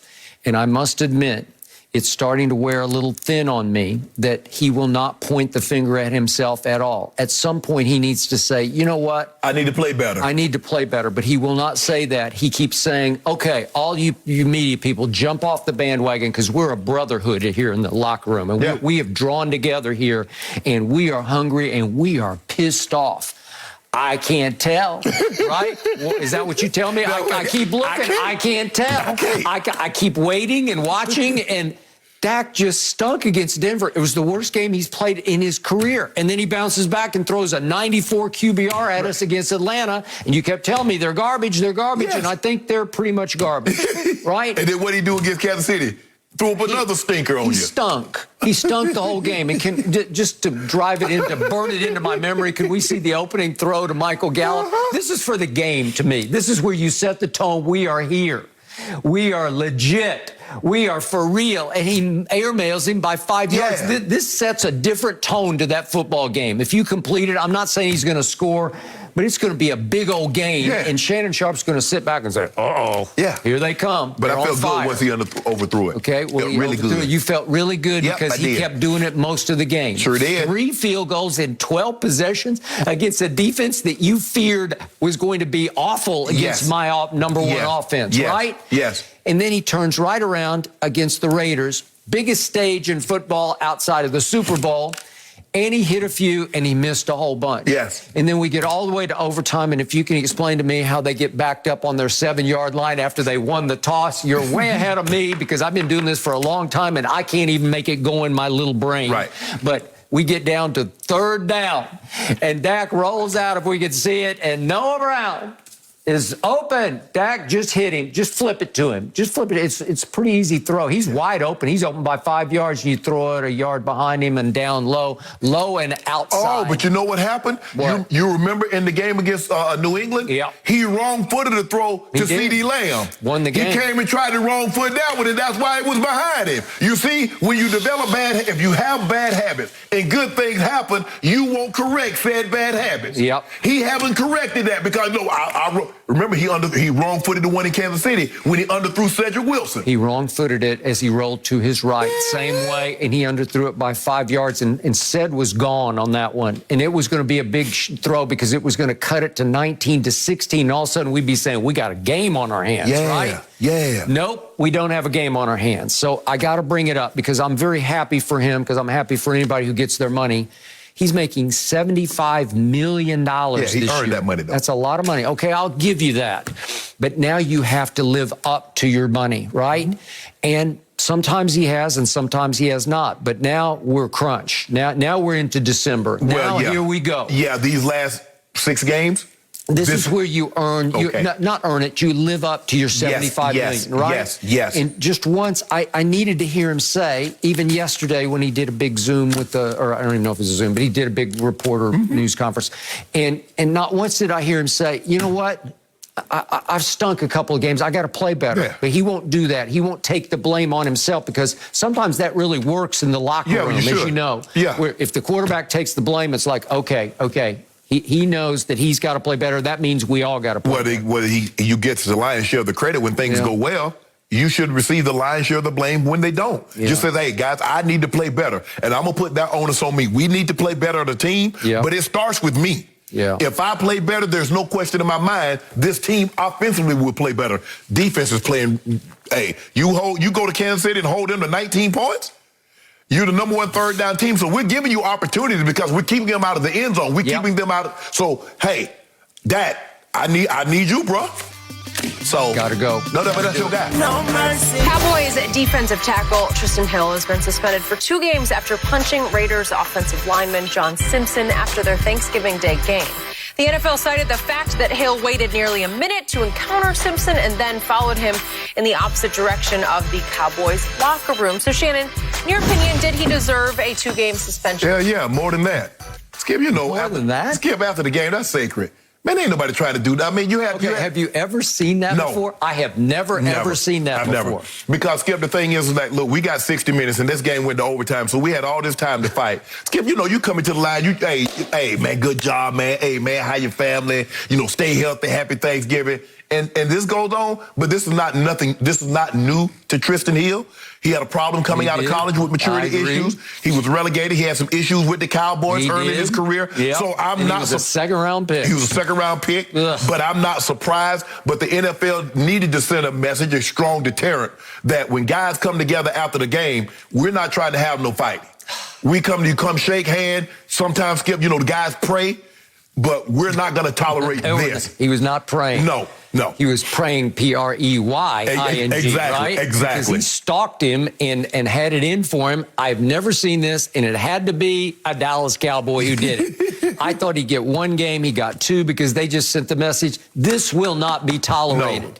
Because he's got his helmet off. And he didn't punch with a closed fist. It was open, but he knocked his helmet off and caught him just flat-footed, obviously. And John Simpson's a 4th-round pick out of Clemson. Right. I don't know what their beef was during the game. Obviously, there was something going on during the game. What's the irony of this? That Trysten Hill had come off an ACL tear and had just played his best game as a Dallas Cowboy. He had 5 tackles. He was active. He wreaked a little havoc in the interior. And all of a sudden, that had to happen right on schedule, just as we're getting to December. And maybe he's going to contribute a little bit. He's gone for 2 games because he punched a guy after the game. Yes. After the game. Never heard of it before. I've never seen it. It's like the unwritten rule got broken because that's the unwritten rule. Yes. Skip, you know, all these guys, the guys just, I don't know how, did you come down on the field and see guys or anything like that? But Skip, guys are just talking. Man, how your family? Bro, how you doing? Hey, man, it's like 2 boxers beat the hell out of each other and then they hug after because you don't punch each other again, right? Yeah, Skip, we don't have 15 rounds. We done fought 12 rounds. Okay, they get announced the winner. They raise my hand and then you punch me in the face. Bruh! We just had 12 rounds to do all this, and now you gonna steal me after the game. It had to be a Cowboy. That's how y'all do it, Skip. Told you can't handle prosperity. Listen, you said he played his best game, but look what he did. No mercy. LaVar Ball wore a hat that said, "I told you so," at last night's Bulls-Hornets game featuring his 2 sons, Lonzo and LaMelo, facing off for the first time this season. Chicago got the win last night, but it sure seems like LaVar is getting the last laugh. He can't help himself, can he? Shannon, has he been proven right? Yep. You got the number 2 and 3 picks in the same family. Lonzo was 2, LaMelo was 3. LaMelo was Rookie of the Year. Lonzo just signed an $80 million contract. His baby boy is going to get a contract even bigger than that, and Lonzo's going to get a bigger contract than that after he resigns. That is true. I believe the same praise, Skip, that we give Olivia and Archie Manning. I agree. For Peyton and Eli. I'll buy that. Tina and LaVar Ball should receive the same praise and adulation. What a moment that had to be last night because now he has both sons in happy places. Yes. For what I think will be playoff teams. Obviously, Chicago will be, and both are playing at a high level in their own way, where they're in the perfect spot where they can do what they do best, right? Like him or dislike him, he got 2 boys playing at the highest level when he told you he was going to have 2 boys playing at the highest level. Manning-esque. He unapologetically Congratulations. Get him, LaVar. What to expect. I don't need any hats coming my way. Skip Shannon. We're back same time tomorrow. The Herd is on now with Colin and Joy. Have a great day. Undisputed.